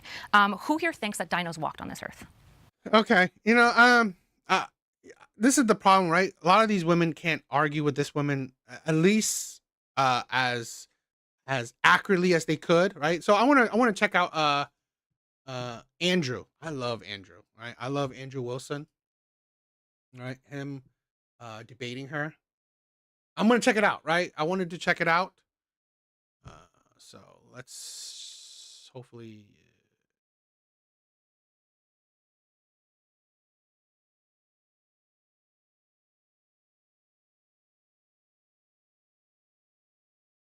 Definition of Christian nationalism would just be the proposition that Christians utilize influence and authority to stay in the moral majority, and that they adopt systems towards Christian ethics. When you say moral majority, what does that mean to you? It means that most laws and social systems confine around Christian ethics. Okay. So you would like to basically see a change of current statecraft to include more Christian policies? All Christian policies. Can I ask to what extent? Like, does this... To as much of an extent as liberalism allows, which is all extents. Okay, so when you advocate for Christian nationalism, though, I'm sure you and I would probably agree, probably if, say, the moral majority becomes Christian, particularly in the way that maybe you're advocating for, we would probably move in the direction of reducing constitutional policy and increasing Christian policy specifically, probably all the way up to including theocracy. No, they're not incompatible. So you don't think that... Constitutional policies. So under liberalism, this is a great thing about liberalism. So do you remember, like, you had this conversation with a guy the other day. I don't know how long ago it was, but he was like a fan of mine. He called in. It was about Christian nationalism. I think you got the clip on your channel. There was a point there where I started laughing because he said, basically what I did, he was like, my proposal is that I want all the systems and this and that to kind of reflect the image of my preferences. And you were like, fuck that. You're not allowed to bastardize my religion by implementing policies against, what my preferences are. And I thought, that's like the most American thing I can think of. The most American thing I can think of is that a Canadian immigrant is like, you know what? This is my country now. And you're not going to fucking bastardize it with whatever your shit is because I don't want you to. And the other guy's like, I don't give a shit what you want. We're going to do it anyway. And then it goes vice versa. And it's like, that is liberalism. Ultimately, if we want to get rid of alcohol via an amendment, we can. If we want to bring it back via an amendment, we can and have. If we want to get rid of guns, we can and have. We want to bring them back, we can and have. It's like everything is permitted. So so by your logic then, Christian nationalists not only are trying to win the culture, they're trying to win the state, to impose Christian policy on the state. They're through Congress. They're imposing liberalism on the state, actually. Well, in this case, I don't want to split between words. I'm not going to equivocate. If Christian nationalists amend every single constitutional amendment within the confines of liberalism to reflect only Christian policy, by your metric, that's liberalism. So the issue is that I'm not like a democratic absolutist, right? I don't believe in democracy in the state. I believe in like some level of limited democracy. In fact, even now we have like electoral democracy. We have elected representatives. We don't have direct popular vote, which I think is good. I think that that's a better democratic system than, for example, pure absolute democracy, like popular vote. So there's always limits on democracy, right? So when you say liberalism, I think the issue is like liberalism to you just mean, it seems like what it means to you is we can vote for stuff. No. Is that what it means? What does it mean to you? It's what you outlined in your opening. Liberalism is just a sequence of systems. It's science, man, and it's building shit, and it's industry, and it's all of these isms, which really are just confined to, I want a system. So liberalism is an amoral system. Do you think science is liberalism? No, but I think that liberals adopt science as part of their system. Well, yeah, they allow it. Do you think capitalism is liberalism? I think they adopt capitalism as part of their system. Could they adopt other things? Sure. Okay, so then what's liberalism? Liberalism is an adaptation of an amoral system. What is this? Sorry, at a statecraft level, what does this mean? That you have a system which is an amoral system. Why is the amoral piece essential to because that's why you prefer secularism. You want a system which is amoral. So it's based on individualism. It's based on... Is individualism amoral? Yeah, well, from the liberal view, it is, yeah. How is individualism amoral? Because there's no ought. There's no ought under a liberal system for you to do anything. Sure there is. There's oftentimes, right? Like a liberal system doesn't impose any certain moral. Well, the most common consensual Wait, form. what did you say? A liberal system doesn't impose any certain morals. That doesn't make it... so when you say that amoral... means amoral. Oh, so like they're agnostic. No, they're amoral. It's worse than agnostic. How is that? Because how are these... what's the difference between amoral and agnostic on morality? Yeah, so you can be agnostic about something which is moral or immoral, right? That's true. But that doesn't mean you're amoral. But what you're looking for is a system which is amoral. So you're saying, like, look, we're not going to make any moral prescriptions because that's not what the function of the state is. So do you think that what the founding fathers did was amoral? Like, it's not something to respect. It's not something valuable? What do you think about the founding fathers? What does that have to do with anything? The founding fathers created the American world. You're saying, it seems like you're saying America is liberalism and this liberalism is weak. Or do you think America is something else? It became liberalism when you destroyed the Republic with universal suffrage in the 14th Amendment. The Republic was just the language utilized to talk about a specific type of democracy, right? No, it had a foundationalism. You're talking about 39 out of 50 signers, only 3 of them were deists. And foundationally, the states, under the 10th Amendment, were allowed to adopt their own religions and did. It was only until we got to the 14th Amendment, way later, that this was no longer the case. No. And in your opening, you got that wrong. The Establishment and Free Exercise Clause specifically said Congress shall make no law respecting an establishment of religion prohibiting the free exercise At the thereof. federal level, that's true. The federal level implied to the states. No, that happened later under the 14th Amendment. No, In fact, under the Constitution. I'll show you. Brian, pull up the 14th Amendment stops states from adopting religion. I'll show you so that you understand how the process worked. So do you think that the founding fathers established a religion for the No, nation? they established the 10th Amendment, which says that all rights which are not given to the federal government are given to the prospective states. Because the First Amendment covered that federally, this was part of a compromise. That compromise happened because of the Articles of Confederation.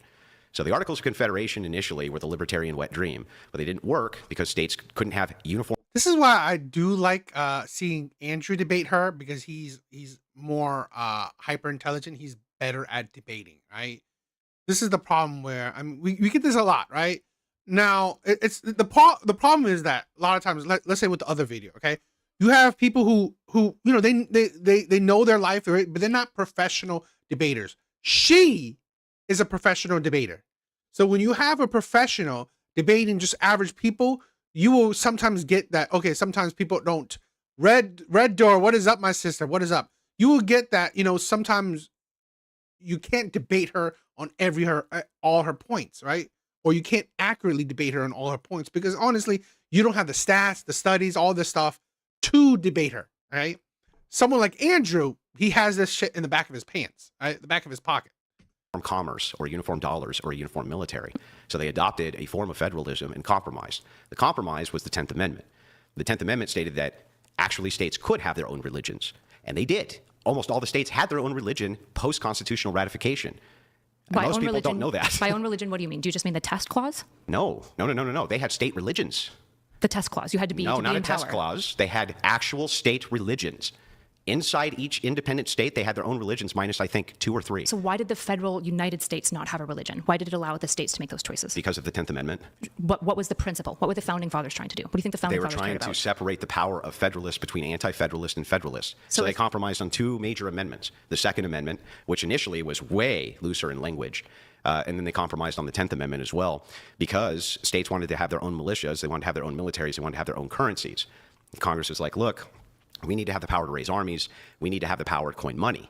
If you allow us to have those 2 powers, then all the other prospective powers will give to the states, which they did. That included religion. So the founding fathers intended, for it to be a Christian nation, to have some level of... They intended for each state to be able to govern as they saw fit in order to implement religions if they chose to. To the exclusion, at a federal level specifically, of any religion, right? But that's not in what's in contest here. That is in what's contest, Why? right? If we're talking about America, we're talking about the nation. We're Yeah, talking can the about the First founding Amendment- fathers, the minds behind the founding of the founding nation. fathers put in amendment processes for us to amend things, including the Sure. First Amendment, right? Sure, yeah, but why, if they wanted to blend church and state, why wouldn't they write that in? They did blend church and state They did because not. They under have- the 10th Amendment, they allowed states to adopt state religions. It was only when the Supreme Court looked at the 14th Amendment way later in our history that they decided, and by the way, that amendment had nothing to even do with this. That was about citizenship. State religions isn't the same thing as America having a federal religion. You realize this, right? Whoever postulated that we needed to have a federalized religion? Well, I'm talking about separation of church and state But for America. If states can have their own religion inside the state and it becomes the state religion, does that, in your opinion, violate that separation of church Well, and state? if there's a test clause, yeah, it probably potentially would violate that. So if the state imposes a test clause for federal power, that would be an issue. And Do in you know fact, when the last it was super common at the time that most states had clauses. In fact, the founding fathers were so intense about ensuring separation of power that despite most colonies at the time having a test clause for holding power of being religious, they explicitly barred it in, what was it, Article 6. Oh, yeah? Then Yeah. how come in Maryland you had to declare until 1960-something, I believe, that you believed in God in order to hold office? Because in Maryland, they made that decision. But at a federal level, well, we're not talking about Maryland. We're talking about America. Yeah, America. Is Maryland America? America is a coalition of states which have federalized. That's Sure. what's going on. But don't you think that the Constitution of America maybe matters when we're talking about the ethos of America? Sure. Okay, so you when mean the that founding amendable? fathers... You mean that completely amendable thing? Well, completely amendable makes it sound way looser than it is. Amending and adding amendments It is way incredibly looser. difficult. Look, what's un-American about amending the First Amendment? Nothing. Okay.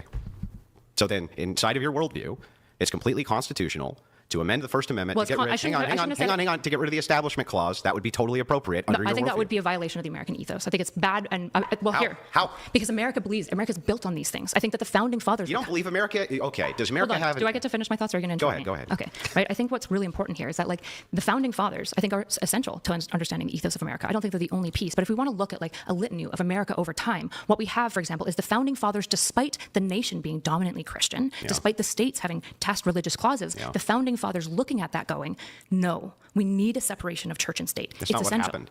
That is absolutely what happened. Not only is it not what happened, but within the framework that you're talking about, you just said it's not un-American to amend. How did it not happen? Hang on. You just said it's not in any way un-American to amend the First Amendment. The First Amendment is. I should have clarified that, because when we say American, I'm meaning the ethos. What I should have said is it's not anti-constitutional. The Constitution would allow for it. Okay, then let's follow that line of logic and see if that's true. Does American have any sort of like ethnic ethos? Yeah. What is it? Dominantly white culture, hegemonically. So that's part of the American ethos? Yeah, to some degree. Yeah, significantly, right? Like white Should it stay that Protestant- way? I like it, yeah. So America should stay a white Protestant nation? But that's not the central piece of the ethos. You said, does it have a cultural ethos? And I said, I'm asking white should it stay white? No, I don't care about the white Then that's piece. not part of American ethos. How is that the case? Absolutely something that can be a part of the ethos and also change. Because the ethos here that's central isn't the whiteness that I was pointing to. It's what? some of the cultural values that come in. For example, Protestant work ethic, right? Taking value in the product that you make as And a if company. America no longer had any of that and became completely atheistic, but still followed these constitutional amendments, that's still plenty American, right? As long as I hold to central ethos of what I think the American dream and vision is, which we outlined, for example, with the founding fathers at the Declaration of Independence. Well, then if it's not whiteness and it's not anything cultural, it is cultural. $69. Oh my God. It means Sorry. that according to no idea what happened there. I yeah. apologize. It's okay. If it's not, so here's what I'm asking: if it's not ethnic, What do you think American ethos is? Do you have any American ethos? And it's not cultural. I said it is cultural. It's cultural. Yeah. Okay. So what are the cultural things? What is American culture? Life, liberty, pursuit of happiness, doing things at work, ingenuity, discovery. Life, liberty, pursuit of happiness. Wait, what do you think American ethos is? Hang on, what was the other thing you said? I think ingenuity. Ingenuity. Those are some of them. So as long as do you reject these as part of the American ethos? I do. So as long as none of these, life, liberty, or pursuit of happiness, or ingenuity is violated, then it's in the spirit of America. Potentially, we would have to look at it in a relativistic, right? Like these ethos-like things, we have to understand like what we're talking about. You'd have to give me an example. That's what I'm asking you about, is what we're talking about. So if any of these so what things, do you think is American? Well, so I think that what's core at the central kind of product of Americanism is this idea of systemic liberalism. The system itself what is what American American mean? What's that? What is systemic liberalism? Yeah, so it's just the idea that like there's a secular separation, there's systems in place within the constitutional confines, there's things which we're appealing to in law. I don't think that liberalism and modernity is doing anything other than looking at those systems. I think that originally our founders wanted to have something which was much more akin to ethno-nationalism, for sure. I think that they wanted to have something that was much more akin to nobody voting in universal suffrage at all, because it didn't give anybody the right to vote. Why? So I don't think that those things were foundational to the American experience, because the founders didn't allow it. Why didn't they? Because they didn't want people to come over here who weren't Western English, basically. That's not why. Yeah, it is why. No, you can read it in Federalist Number 2. Like the argument for suffrage is very clear from Hamilton. Okay, wait. Have you read the Anti-Federalist Papers? No. Do you realize there's Federalist Papers, there's the Anti-Federalist Papers? Yes. These were compromises which were made from the original Articles of Confederation. What did suffrage mean to originally? The 39, I believe it's 39 out of 50 delegates who signed the Constitution. Only 3 were deists. Most of them were Protestants, loyalist Protestants, by the way. And on top of all of that, most of them wanted only white states and made it very clear they only wanted white states. They put that into the very ethos of what they considered Americana. Do I think that modern liberalism is looking at any sort of people group? No.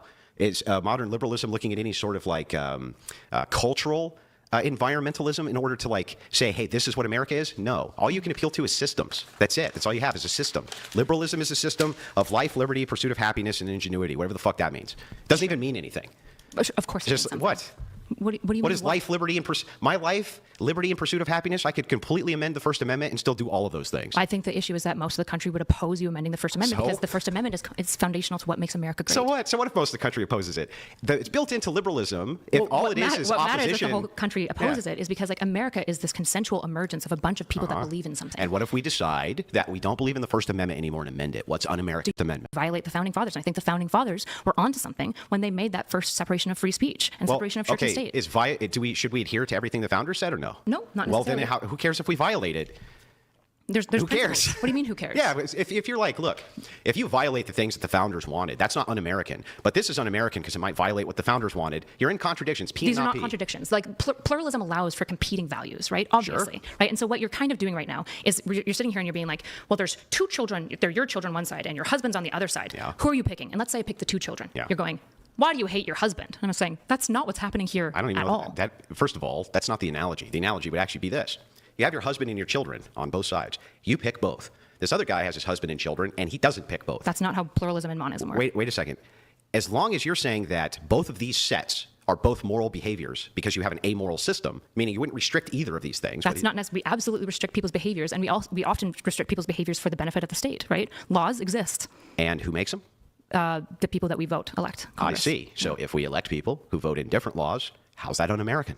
So it would be against the American ethos if a whole bunch of Christian nationalists, for example, convince people that we should actually reduce things like liberty. I think that we would be moving away from. You the wouldn't be American reducing ethos. liberty. Absolutely. It would just be a different kind of If you liberty. start imposing church into state, for example, and the only religion that you can practice is Yeah. Christianity, Yeah. that would be violating liberty. How? If we amend the process, how? Even if you amend the process, so you can amend the process to make us a less free nation. So, but what I yeah. would say is that would be wrong. That would be un-American. Yes. How? Because America is built on life and liberty. America is built on the fact that you can amend America. No, America is built on why do we have an amendment process then? Why wouldn't TJ, when he's writing the Declaration of Independence, why would an ethos that drives the dream, right? And you're saying, well, this ethos, this dream, it's just silly. It's nothing. I mean, it's just not nothing, right? It makes me go, It's do you hate foundationally America? on liberalism, on the liberal view, right? So you think America's It's nothing? built- Let each other finish, please. It's not built on any sort of ethnicity.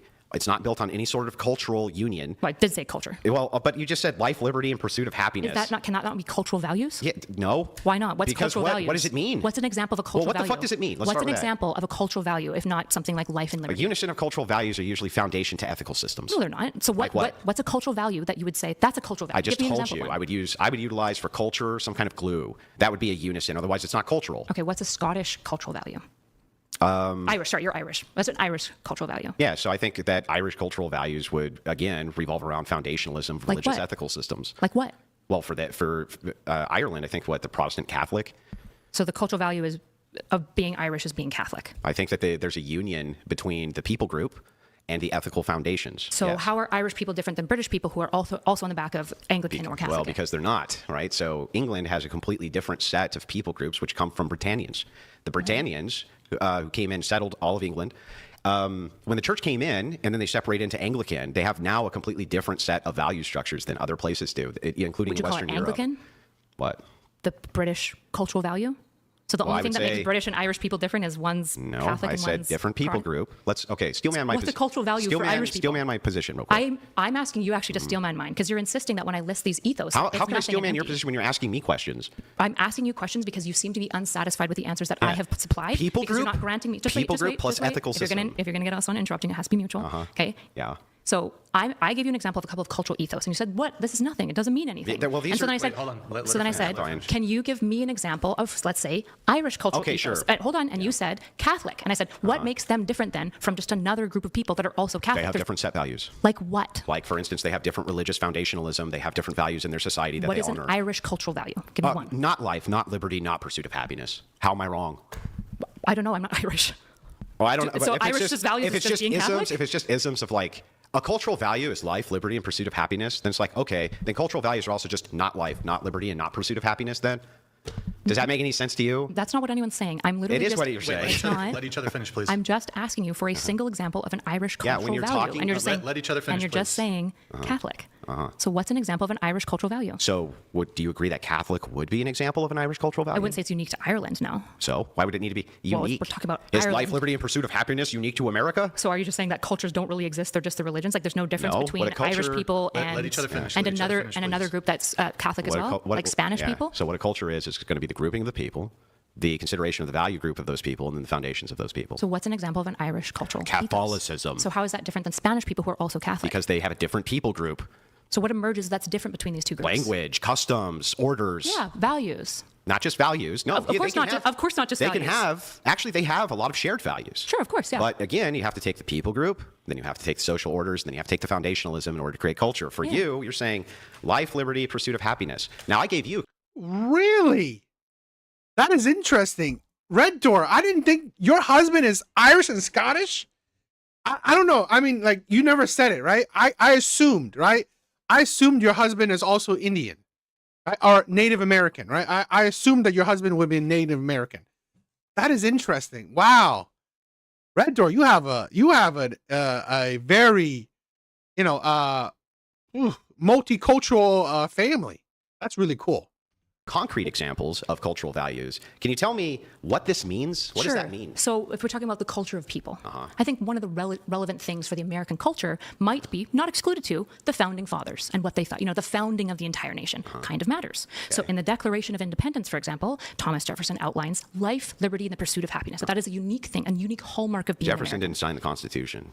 That doesn't mean that he didn't write the Declaration of Independence. We're talking about the Declaration of Independence. The Declaration of Independence was a propaganda piece built on an axiom which said under God, right? So as an American, you just don't care about the Declaration of Independence. I'm saying that when we're talking about foundationalism, the reason I bring up that Jefferson didn't sign the Constitution, we are.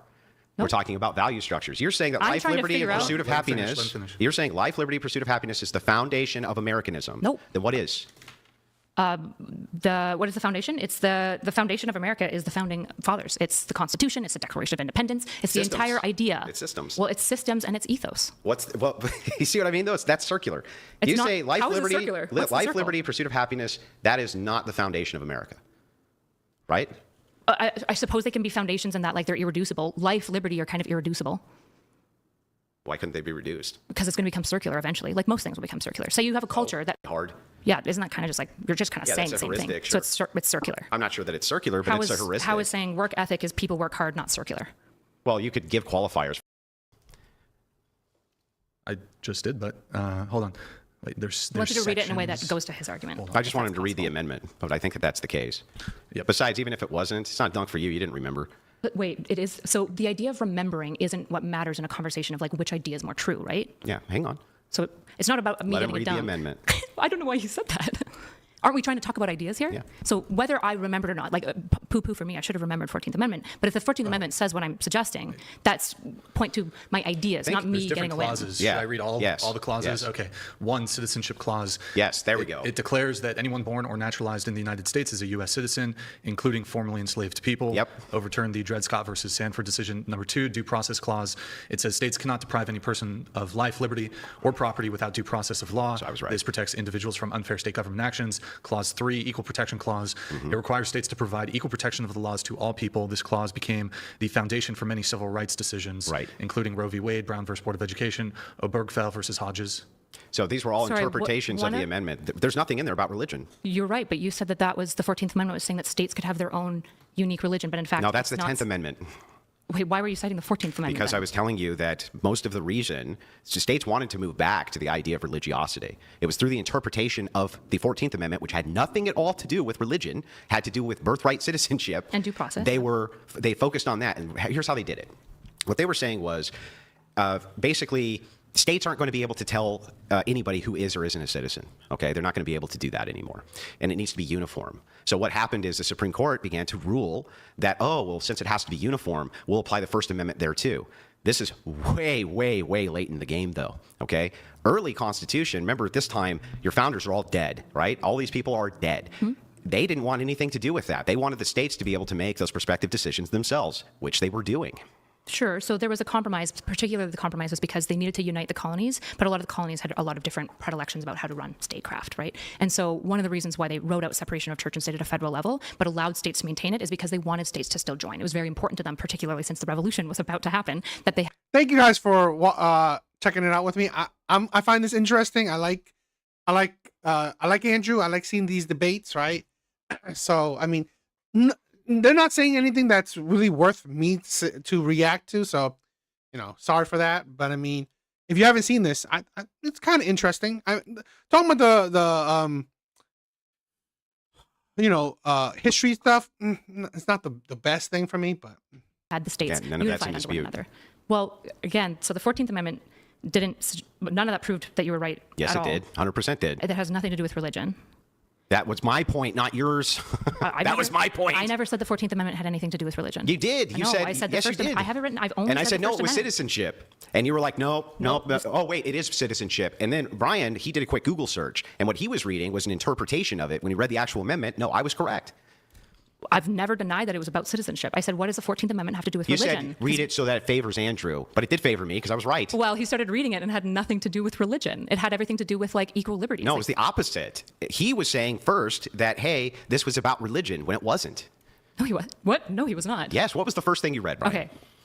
It was the citizenship clause. There's the due process clause. No, before that. The first thing that you read. Oh, the first one. Before I looked it up again. Oh, that the 14th Amendment prohibits states from infringing on religious freedom by applying. Thank you. Infringing on religious freedom. Thank you. He was saying that the 14th Amendment was about religion. I said, no, it's not. That was literally about citizenship. Okay. I can look stuff up for you too. I appreciate that. Fucking crazy. Wait, nothing crazy's happened here. Yes, it has. So would you agree that in this conversation, I brought up the First Amendment around religion? You have brought up the 10th and 14th to justify why actually the states were given power to decide their own religion. No, just the 10th. The 14th was how it was why'd you bring up the reinterpreted to 14th? get away from the idea that states could have their own religion. Okay, gotcha. I see. So can we read the 10th? Yeah. Yeah, sure. One moment. The powers not delegated to the United States by the Constitution, nor prohibited by it to the states, are reserved to the states respectively or to the people. Which is why, post-foundation. Just state power. So none of that is states establishing a religion. Yeah, no, This is just saying the federal government respects the states. Well, sure. maybe The issue is, switch. I don't know if you want to have a good faith conversation or not. It seems like the answer is no, because in a good faith conversation, we're both trying to understand the most like coherent version of one another's opinions. We're trying to actually understand. Then why did you just ask me explain it to me when I just explained it to you? What? You said, then explain to me why they did that. And I'm like, I just explained to you why they did that. So again, then I was going to say my next argument against that. Yeah. Right? Which is that you're telling me that the founding fathers, in all of their intelligence and all of their battling, and their ability to do so much, like found America, they couldn't figure out a way to compromise amongst the religions if they actually all dominantly preferred a blending, a church and state blending. They just couldn't did figure find that a way out. to do that. So you're saying they actually did do that sneakily through the 10th Amendment. It wasn't sneakily, it was upfrontally. Why wouldn't they just write that in the First Amendment? Why would the First Amendment bar the union of church and state? Because at the, okay. If they wanted at a federal level, they federal could've. level, what they did was they said, okay, we're not going to implement any religiosity on independent states. We're not going to do that ever. Why? Because each independent state gets to have their own religion as part of the compromise that they made with the federal government due to the Articles of Confederation. Or and There's no here's- or. Yes, There's no here or. is- well, the or here is the more reasonable assumption. The founding fathers wrote in an explicit separation of church and state at a federal level Yeah. because that's what they wanted. They understood that when you blend church and state, it corrupts not only the nation, which they had just separated from a corrupted nation that was utilizing statecraft and religion, and they recognized that it also corrupted the religion, which there was many issues with the corrupted religion of the Anglican and then Catholic and then Anglican British church. No, that's not what happened. Okay. What happened, first of all, they had not just done this, okay? They had the Articles of Confederation first. That happened first. And what happened is they were just not able to govern because each state was like a mini kingdom and they wanted their own currency and their own militaries, okay? And so for like the common defense, they wanted to have some sort of federalism in order to do this. Did they So unify under one currency? that was one of the primary reasons they wanted unification was because of a currency. So why couldn't they unify under one religion? Because what you wanted to have trade between each state. But when you're talking about their religions, this was pan-Protestant. So there was no unification there. So they were willing to unify on a whole bunch of stuff, but they just couldn't, for the life of them, figure out a way to unify the religions because they actually did want the church and state to be blended. They wanted the church to have weight and say on statecraft. They just couldn't write it in at the federal level, so they just let states do it. Well, who's the church? The church would be the Christian church. Who? The Christian church. Who's that? The Christian church. Who? There's multiple branches of it. Oh, there are? Yep. Okay, so because of that, were there multiple branches which had different states they were in? Probably to some degree, although I imagine a lot of states mostly had a lot of everything. I suspect that a No. lot of states had A lot of them had a Protestants. lot of one thing. Really? This is the thing where the problem with her, like her mindset is that while you couldn't necessarily have one thing, like you gotta think, like how about like the Vatican, right? The Pope and stuff like that. It was so strong you were able to unify a whole nation under one religion. Okay. The sad part is that why he said who. We don't have that equivalent, right? We don't have a Vatican. We don't have a Pope. We don't have a central part, right? It's like what is it, Mecca or whatever for the Muslim stuff. We don't have one thing that can unify everyone, right? It's like the central mass. That's where that's where how because that's why the church, the Vatican, and the Pope. That's why at one point in time it was so powerful within the nation, equal to a government. right? Where you can unify a government or unify a nation to that one religion. In America, we didn't have that, right? Like Andrew was saying, we don't have that equivalent. So that's why you couldn't necessarily, unify everyone under one religion, because we don't have that. Really? Okay, so there's just like the Quaker state. I mean, it was mostly brought up like The that. Mormon yeah. state, but it didn't. There was some. Was there was a Mormon some state? delineation, but no. So Was the there a thing Mormon is, state? no. So the thing is like, look, when you look at it, because of pan Protestantism, each state independently is going to have their own religion. That had nothing to do with them being able to coordinate trade under one currency. So say if one of those states happened to be Muslim, do you think that they would have been like, woo, they get to have their own religion? Do you think that would have been okay? Or? No, I think I don't think so. No. So they did want a Christian nation. Well, no, I think that they were banking on white immigrants not being Muslim. Sure, but they probably did want a Christian nation, and they had some feelings about the Catholics. Well, they and the really. I Protestants, think that but they recognized that they were more united I than think say that they pagan just thought religions. that most of the immigrants coming in would be Western Europeans, and so not Muslims. Gotcha. So they had no. So, but say the founding fathers did have an expectation that a branch or a sect of paganism was about to be popularized in America. They'd be okay with the state just being some pagan religion, some Nordic pagan religion that a bunch of these white Europeans were appealing to. There wasn't. I don't even think that at that time they could have even envisioned Sure. that. Hypothetically, though, if there was, would they have been okay with that? I think that I don't think there would have been a state-federal compromise if that was the case. Oh, interesting. Why? Because I think that the states would have been like, we're not going to allow a Muslim state. So the federal government would have imposed a religion on them, except They wouldn't have imposed a religion except necessarily. wait, they didn't do that. In fact, the federal government explicitly wrote that out.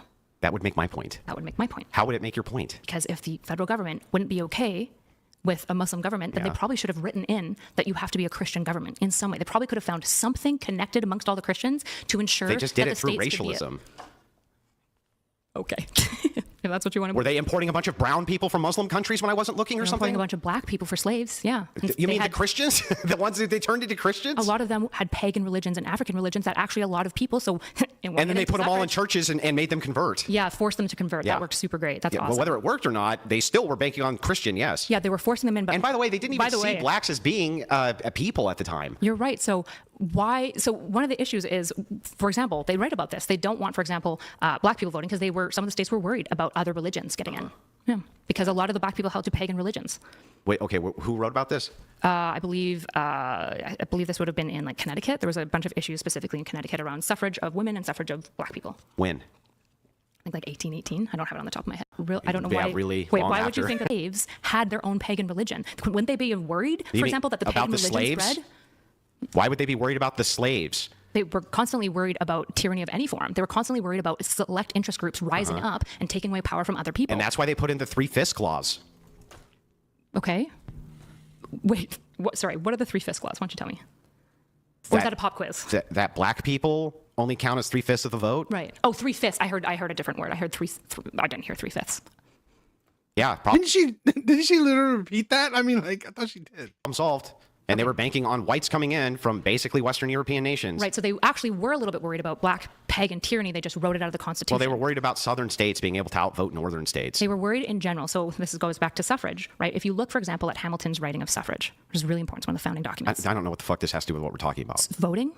Yeah, what does this have to do with the fact that you still haven't acknowledged that the whole reason that there was this compromise which happened and that the federal government said, from our perspective, we're going to leave this up to the states via the 10th Amendment, is literally because they wanted to allow the states to put in whatever religious institutions but also they wanted. theoretically, no religious institutions, right? The Federalists. No, they weren't. They didn't have the purview to tell the states that. Yeah, so the federal government would have been opposed. Is that what you're saying? They would have actually been opposed to a secular state. Like if a state just got rid of all the religious clauses that it had. Would that be okay? Under the purview of the 10th Amendment, states could do that. Yeah. You're right. It's almost like the founding fathers didn't care about blending church and state. They actually cared about separation of powers. So if you want to ask me about the suffrage stuff, the reason why the suffrage stuff is relevant is because when they were talking about voting is really important as far as like stakeholders. This is what Hamilton and Madison talk a lot about, right? The voter has to be somebody with a high stakeholder in the country. And they were constantly afraid that votes could get utilized in such a way that select interest groups could... At the federal level. Which they cared a lot about. At the federal level. You're right. The thing not in dispute. Yeah, so when we're talking, so the thing that's in dispute here is I'm saying America and the founding fathers wanted a separation of church and state. At the federal level. Yep. So what? I think the federal level is pretty important. Never in dispute. Is America important? Is America federal? It's both. So what matters more when we're talking about like federal policy? The system completely doesn't work unless you have both state and Does the federal federal government have hierarchy over the state?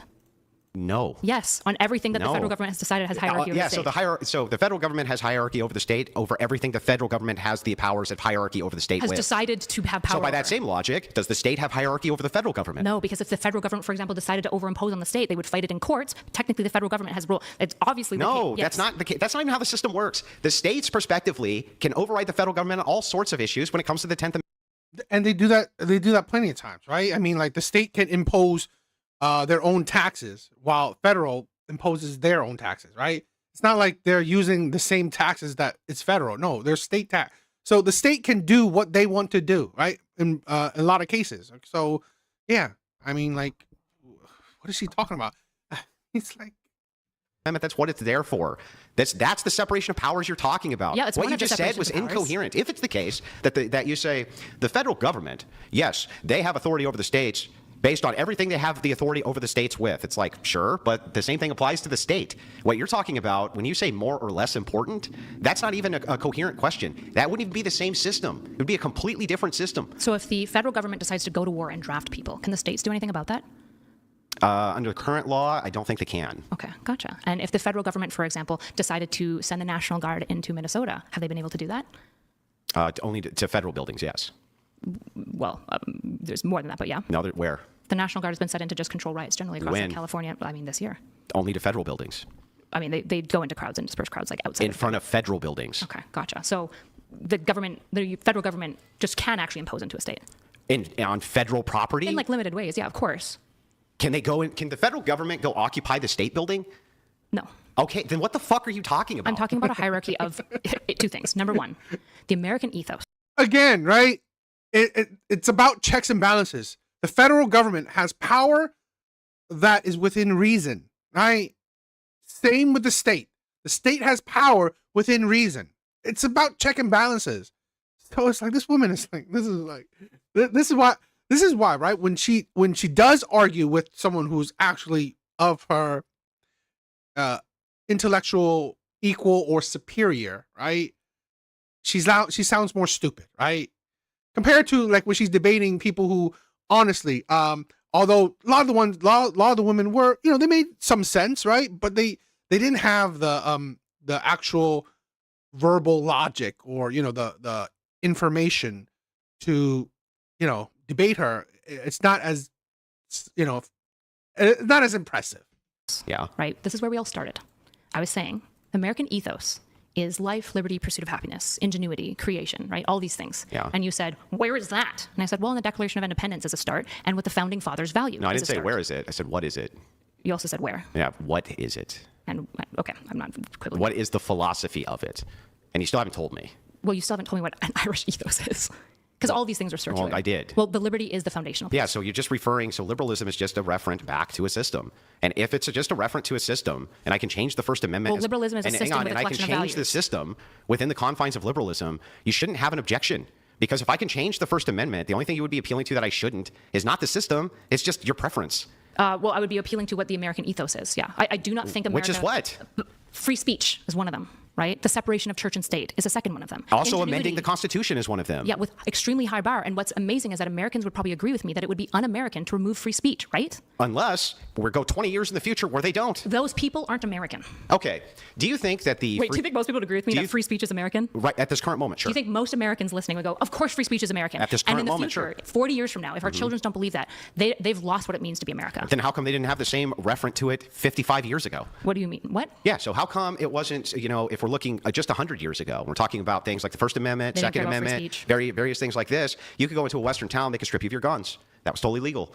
That was a violation of the Second Amendment, right? But the way... So it was legal. When you're talking about presentism... So it was a violation of being America, but they could just physically do it? Well, at the time, it wasn't ruled as a violation, was it? Okay, gotcha. So, but do you think it's more American to have access to guns? I think that when you say more American, it's incoherent, and here's why. Of course not. You're just focusing on what do present people within the liberal system think is American. No, I'm actually Do you creating think in 1800 they thought it was very American to let women vote? No, Probably not. Okay, do you think that right now, that if I asked, do you want to take the right of women away to vote, that people would say that was un-American? Yeah, I okay, think they would. Thank you. Wait, so do you think? Wait, so you're just saying America's nothing? America doesn't mean anything. From the liberal perspective, no, it's from just your a system. No, from your perspective, America doesn't Actually, mean you know anything. what? I guess from my perspective too, it is the case that liberalism, that the liberal identity, which is America, is just reduced to systems. So America doesn't mean anything to you. I think that it might have. It's just empty. If you had meaningless. if you had some sort of like cultural glue, or you had some foundational glue, or something that we could appeal to. There's no distinct American culture that we could point at. Point to it. Not just point to, but see it historically. Point to it. I did. Life, Where? liberty, pursuit of happiness, ingenuity. Those are slogans. No, these are foundational values. Then how is it that if I change, so in England, do they have life, liberty, and the pursuit of happiness? I think they don't have those specifically, but they do seem to have. Controversially, I think America, right? I think America is, it's predominantly, this is a thing where it's I think it's one, and maybe this is my own view, right? It's a predominantly white Christian nation, with the blending of, accepting of the melting pot, right? Where we can blend other cultures within it, right? The acceptance of other cultures, but it's still that, you have to, this is the thing why a lot of times we say Muslim, right? Islamic, religion can't blend well, right, with American culture or Western culture, because it doesn't blend well with white Christian culture. Okay, it doesn't blend well with white Christian culture. So that's the thing where I think America is white Christian culture, right? Or you can say Christian culture, right? Christian beliefs and stuff like that, and other things that, let's say, Buddhism or Asian people or whatever, right? They can blend with, white Christian culture, where it doesn't counteract it, or it doesn't like overtake it, or doesn't disrupt it, right? I think, that's where we have to recognize. That's what I think, America is, right? I mean, it's Christian, right? It's a very Christian nation, or was once in a time, right? And again, how you can say that, other groups can, what about Asian people? What about all this stuff? Is because those are groups that can blend in with Christian culture, with white culture, with the America like that. So that's why there was a point in time where Christian values was integral in American culture. Okay, this is part of what Andrew means, where we have lost that, right? We have lost the Christian values in a nation that was once a time very Christian, right? So that's probably why he says that we've, it's not like that. We don't have those cultures or values anymore like that. And I kind of agree. Adopted a lot of little things like free speech. They have they don't have free speech. Okay. I'm not getting into UK you can go to jail for insulting someone via text message. Gotcha. So you would say that English people don't value free speech? I'm just asking if they have life, liberty, and pursuit of happiness. I said no, they don't. They probably have different versions of it. Is America the only place that has life, liberty, and pursuit of happiness? No, I think lots of cultures can have overlapping values. Which ones? I mean, the same way that you just said that the Irish ethos. Just tell me which one. No, you stop. Answer my question. Which one? No, I'm going to answer your question. I am going to answer your question, but I'm going to answer the question the way that I would like to. You're not going to answer it.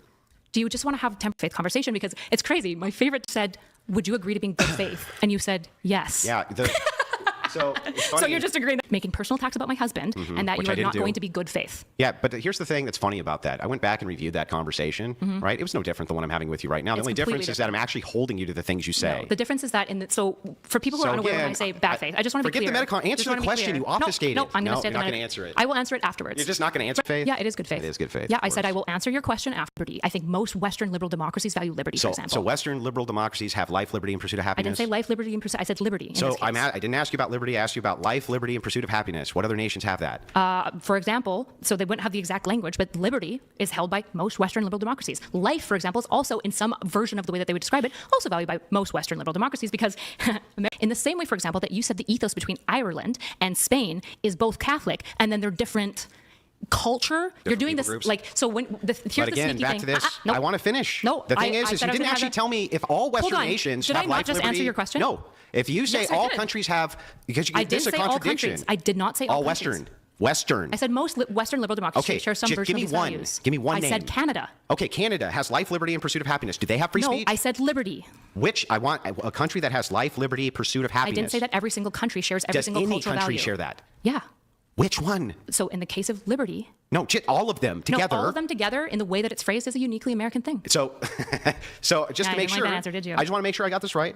Only in America can you pursue life, liberty, and the pursuit of That's happiness. not what I said, and you know that that's not Then what I'm saying. where else Okay, can you do it? Now we're going to have a conversation about good faith Oh, versus bad great. faith. So one of the things that has to happen when you have a good faith conversation is you have to actually try to understand the person. You so can for lecture example, the chair. I'm going to go off a smoke. Perfect. Actually, that's even better. Hail Pope, thank you. Hail Pope founders or their states' populations. Me when I make things up, I guess. Good job, Hail Pope. Hail Pope, thanks for the message. We have one more coming through here. Oh, it triggered. Hail Pope. Thank you, Kyla. We have one coming in from not up our Say TTS message in. You can do so streamlabs.com/whatever, $199. They kill other babies. Nation would work just fine if they kill other people's babies. No, because that nation would be then a target for probably war, not just from that nation, but probably neighboring nations, because it seems like in general, most people have this emergent value of not killing babies. Okay, I don't understand. Let's say that for like 100 years, a nation kills every third baby that comes up in the nation. It's like overpopulated, so they just take a rock and bash its fucking brains in. I don't. How's we have that? China as an example. How's that not working?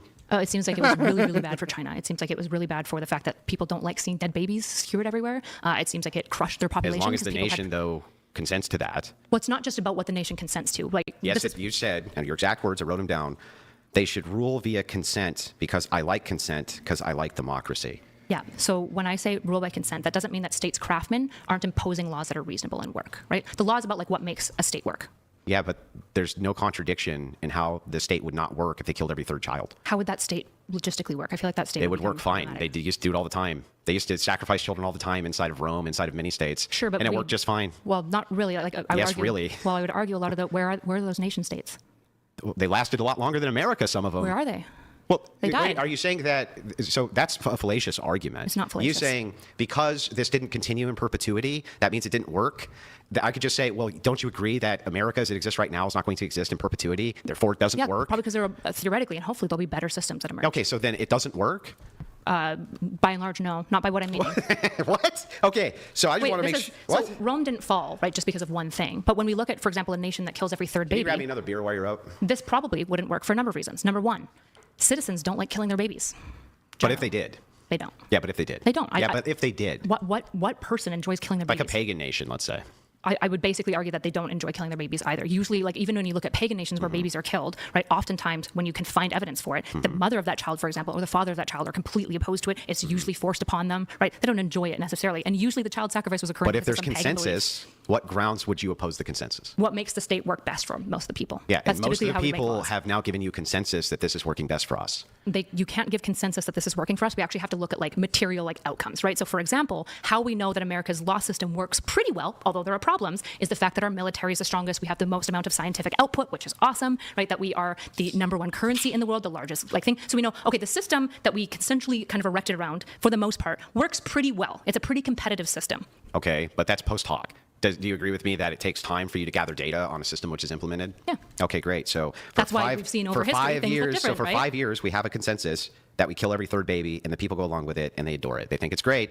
We don't have the data to show them how wrong-headed they are yet. I don't think that would emerge. So okay, but it has emerged. I think it's. But it has. No, it yes, has not. Yes, it definitely has. There's definitely been many nations where they kill their children, including China.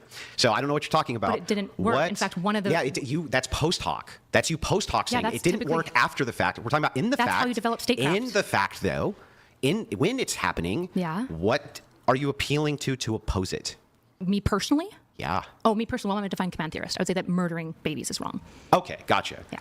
So the consensus would be wrong. Against my morals, yeah. Okay, so you hold a form of dualism. No, it would be relativism. Well, not really. Not relativism. It's relativistic. It's probably the better word. Relativistic, perhaps, but this sounds like dual ethics. No, it's just relative. It's Why? just relativistic. Well, why is consensus good? It's not ontologically good. Okay, good. I think it makes the most. I think for the most part. Well, I can answer you. All right. Breathe. You're going to be okay. So for the most part, I think that, for example, consensus is good because it's worked. I think it's worked insofar as America mostly has. I mean, I gotta admit, right? She's not stupid. I'm not saying I wouldn't call her stupid, right?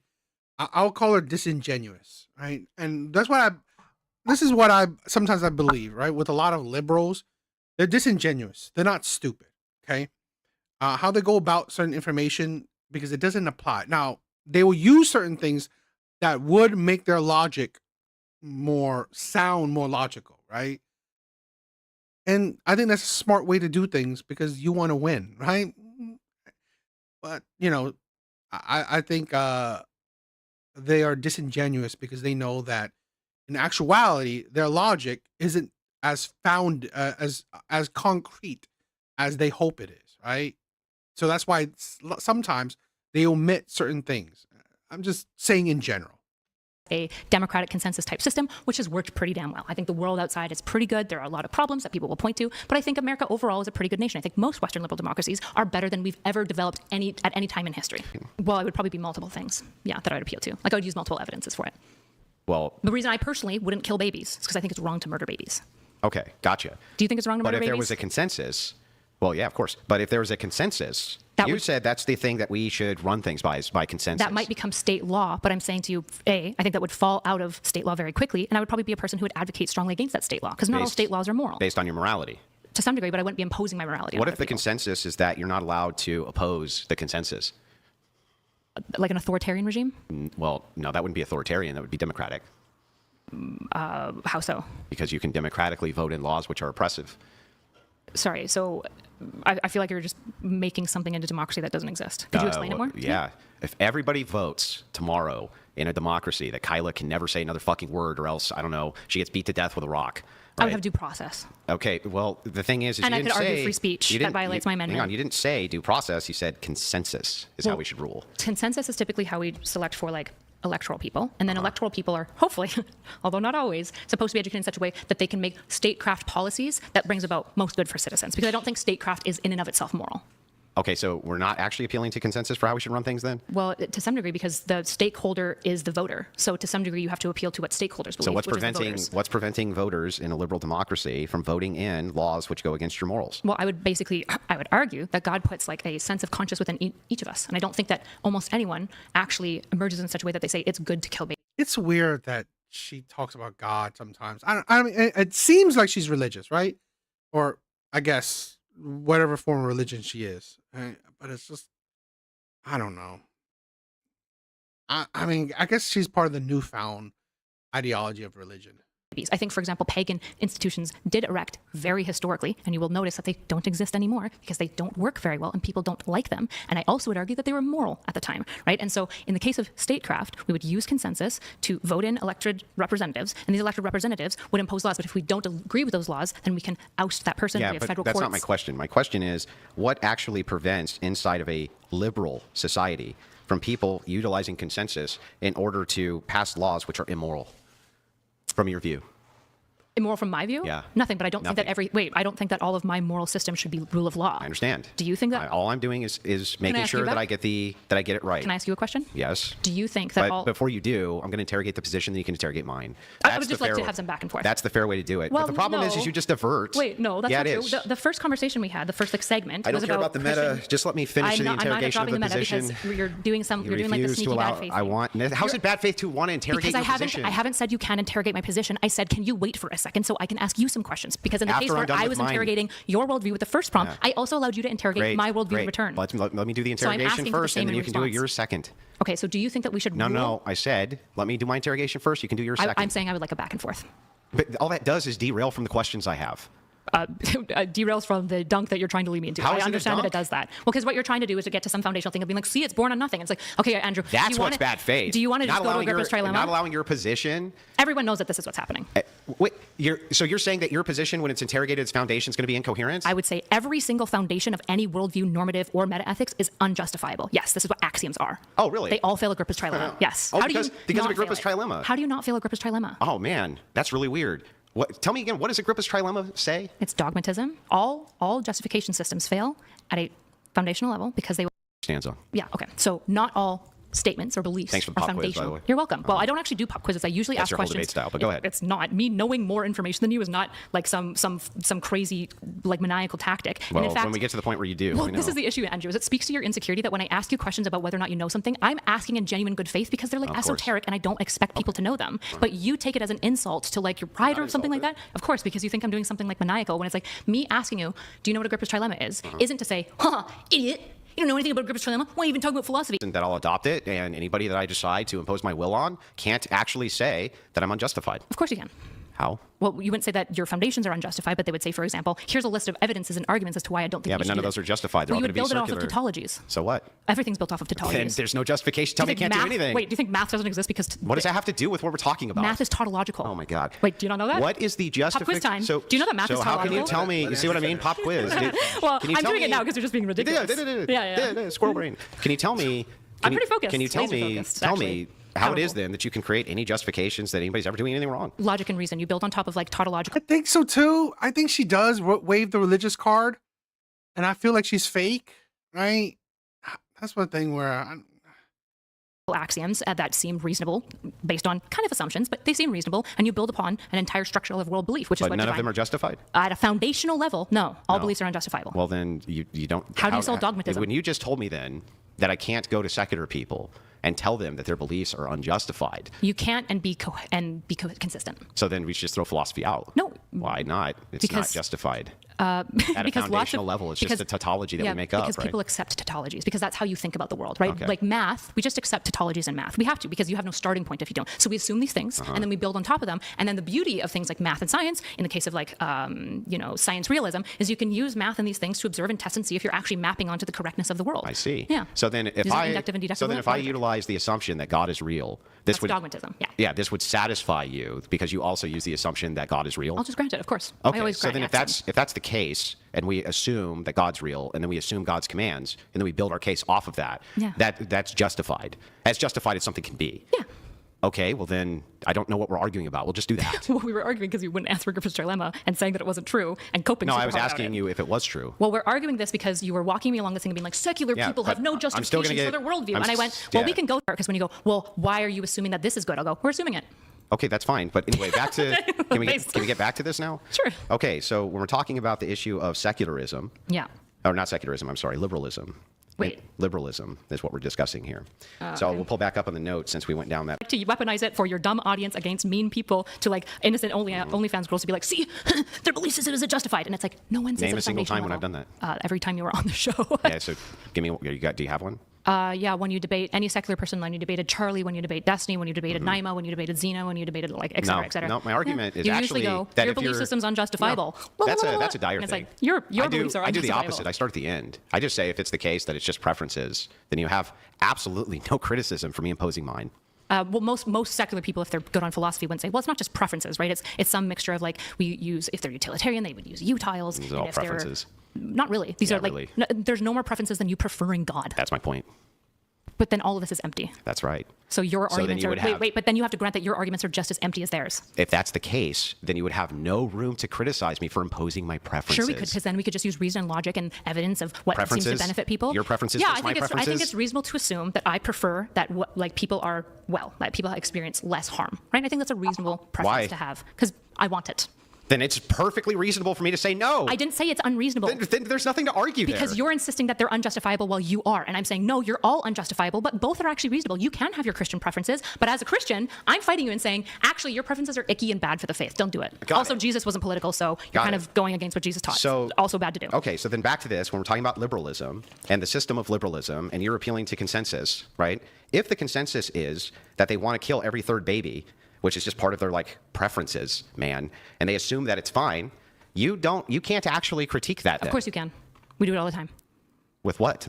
You could use utilitarianism, and you could say actually killing babies is bad because it makes a worse world. It harms that specific baby. It probably also harms the mother, which would actually decrease the amount of flourishing and increase the amount of harm, which is why I think it would be bad to do. That's what a utilitarian could say. And then say, but you would say that God doesn't like it when you kill babies unless he orders you to do it, like in the right. Amalekites. And which one of you is right? well, we would have to fight. I mean, the issue is like Yeah, we have to that's assume right. at the We'd end of have the to level. fight, right? Yeah, and I would go, I think my argument's more reasonable. I wouldn't say my argument's more justifiable at a foundational level. This is what you do. You try to say, my beliefs are foundationally justified and yours are not, which is why I'm reasonable and you're not. It's like, that's not true. Actually, I do the opposite. No, you I start at definitely the don't do end the of the opposite. argument That- and say I agree with you. It's all preferences. Just because the like chronology of how you get there is different, it doesn't change that this is the tactic that you typically utilize when you debate people. No, listen, I'm doing the same thing with you. We're at the end now. Yeah, you're like, I start at the end and I walk people all the way back I'm not to even the walking foundational you back. axioms. I'm just asking and you then I go, this. see how silly this is? I'm not silly. And I'm saying you're just yeah. as unjustified. I'm but just there's asking reason that you you a can single utilize. question here, Yeah, which you is use that reason and is logic. consensus when you're talking about consensus. That's how you want things to be, right? Well, no, this is not an ought. Like a consensus isn't an ought. I think it's the best system that's arrived so far. So when I if asked you can make up a better one, so when I I'm asked down you for it. earlier, this is an ought, and you said yes. That's not the case. Well, there's a second part to what I was saying, I believe, at the time. No, I asked you is consensus how Christians ought do things. You said yes. No, I didn't. Yes, you did. No. I specifically wrote it Okay, down. if I did, I didn't mean it. You didn't? No, I should have clarified. What do you actually want to ask here? Yeah, so I want to just ask you about consensus. So if they want to kill every third baby, okay? I would oppose this. Yeah, but why would they be actually wrong? I would, for example, I would. This is why, right? I like I've never heard anyone said this before, Andrew, right? It is the force doctrine, right? Force. Force is the number one equalizer. It's force, right? This is why, in my honest opinion, all society has to be made patriarchal. All society has to be patriarchal. It just has to be, right? You cannot get anything done, right? Nothing can happen without force or the fear of force, right? Like, you know, how Andrew was saying, you know, all these things, it's preference, right? It's preference. Pretty much, yeah. Whether you believe in God, whether you believe in secularism, whether you believe in whatever, it don't matter. At the end of the day, it's just what you believe. But what trumps everything is force, right? What trumps everything is force. That trumps everything, right? Honestly, the innate power of men. The innate power of men. This is why I hate that, you know, women love to demonize men. It's men that, thanks to men's force, has gotten you the society that you have now, whether you like it or hate it, whatever, but it's gotten you to the life you have right now. It's thanks to men. I believe in the machine god. In the case of a pagan, I would probably appeal to their own moral system. I think that most people, for example, meta-ethical system emerges naturally out of us, right? So like what I would do, for example, is I would probably, first of all, try to examine that pagan's belief system. And I would be like, this is unobservable. We can't truly know whether somebody thinks something is wrong or right. But I think the knowledge of wrong or right is really important, kind of biblical, one might even say. So I would question whether or not they know it's wrong or right, and then I would appeal to things like state. So like civic ethics, for example. It doesn't work very well in nations to. That seems to me like a possibility. Sure, the issue is that what would there's other men wouldn't like that because men aren't a class. A lot of men would love it. They did it for years. Half the world enslaves half the women. What do you mean? Okay, men also freed a lot of women, right? And they also enslave them. Okay. And so who cares? It's like, if that's the case, if all it is a reduction to the idea that there are no moral facts. Things that are unjustifiable does not mean that things don't matter. Well, it means that there's no moral facts. No, it doesn't. Yes, it does. No, because you have to assume.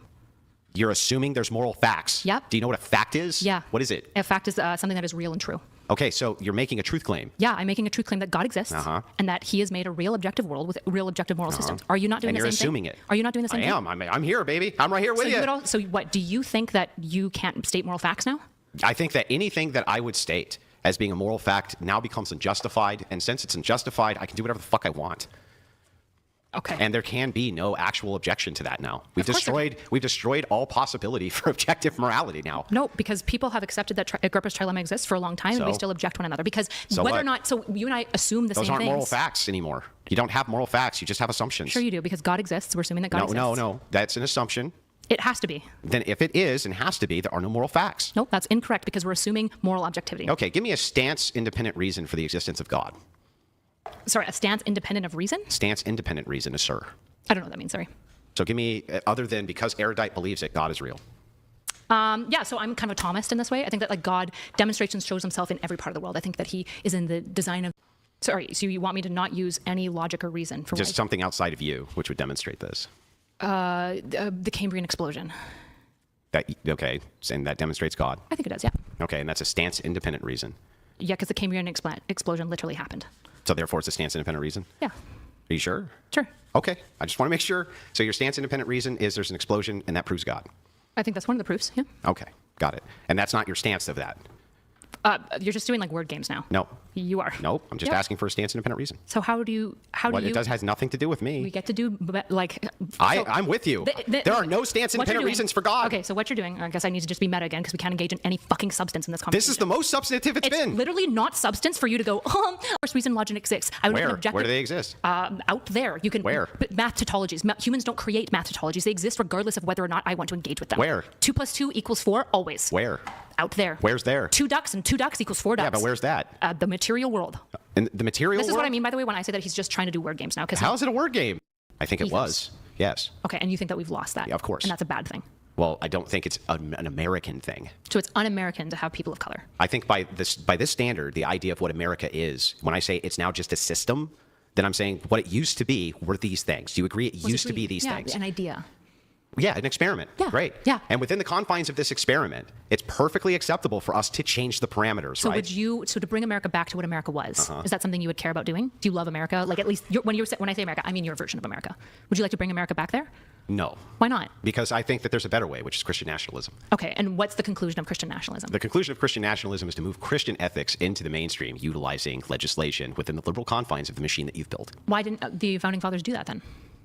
Didn't we just go over this? We They did. left it up to the states. And why didn't they write it into some federal capacity for the states to We've override already it? been over that twice. So the thing is like, So what am I? any- Hang on. any pan-Christianism? First, So let's you see if want we can Mormons? find. Let's see if we can find some agreement. Yeah, sure.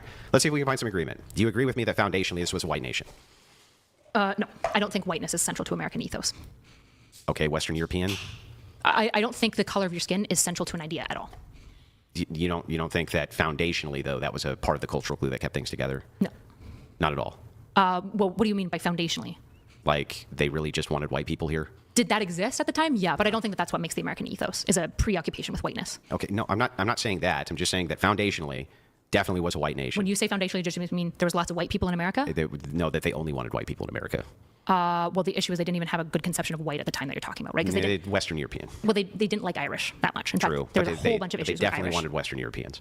I don't know if that's true. They explicitly Like they wanted the English. They wanted the basically French. only wanted the English. Yeah. They didn't really True, want the French. True. I'm even willing to concede that. Right. So. But they wanted something that was not what we have now, which Sure, is but I like don't South think America pouring in. the immigration preference is a central thing to the American ethos. Because I think that if it was, the founding fathers probably would have written it into like at least the Declaration of Independence. They They did. would have done somewhere to say the white man. Yeah, early laws they did say that actually. I don't know if you knew that or not. The Declaration of Independence has nothing to do with white man. No, the Declaration doesn't. Yeah. But early laws is what I said. Early laws did regard people of good character who are white. Yes. Sure, but I don't think that that's central to being American. Okay. Because I don't think the founding fathers are the only thing that makes something American. Okay, I agree. I'm just saying that when we're talking about a culture, the culture of the time, right? It was white and pan-Protestant. Sure, and I just if I found out the founding fathers sat me down, they're like, and that's really central to being America, I'd be like, nah, I think you guys Then are if wrong. all that is central to being America is this experiment, and the experiment is just the idea of we have checks and balances in a system. No, it's more than that. What is it? Ingenuity. Yes. How much Christian more do you wanna nationalists. Hang on, I'm almost So done. just- Christian nationalists have ingenuity. No, they don't. Yeah, They're of course. opposed to science fundamentally. They don't want kids to go to Wait a university. second. They think evolution's not true. They think the Earth is 10,000 what? years old. They deny vaccines. So what? This is fundamentally opposed to the American ethos of science. America. What are you talking about? What do you think makes America so great? What Christian nationalists are opposed to science? Most. What science? Evolution. That's it? Not just Are they opposed to like rocket ships? Are they opposed to fucking machinery? Are They they don't opposed to want- firearms? they Are they often- opposed to strong militaries? Are they opposed to any of that? Not all of that is science. A lot of it is engineering, right? But what they're opposed to. Engineering's a science. They're opposed to multiple In fact, brackets. it's the science. Okay. Yes, the science is engineering. How is that the science? Because what you're talking about when you're talking about anthropology, or you're talking I'm not talking about, about anthropology. you're talking about even evolution. All right, guys. It's like I don't want to continue watching this. I mean, I'm gonna probably watch it on my own because there's not a lot I can talk about, right? There's not a lot I can say because, to be honest, they're talking about things over my head, right? Right. So I think this is why I didn't watch these videos before. I'm just watching it along with you now, but yeah, there's not really not me to react to, so I don't want to continue watching this and not say shit because you could just watch this with you on your own, right? So that is it for tonight. Thank you guys for being here. I love you guys. Evil Eddie, Red Door, Laughing Man. I love you guys. But see you guys tomorrow, right? See you guys tomorrow on the live stream. But later. Hope you guys have a good rest of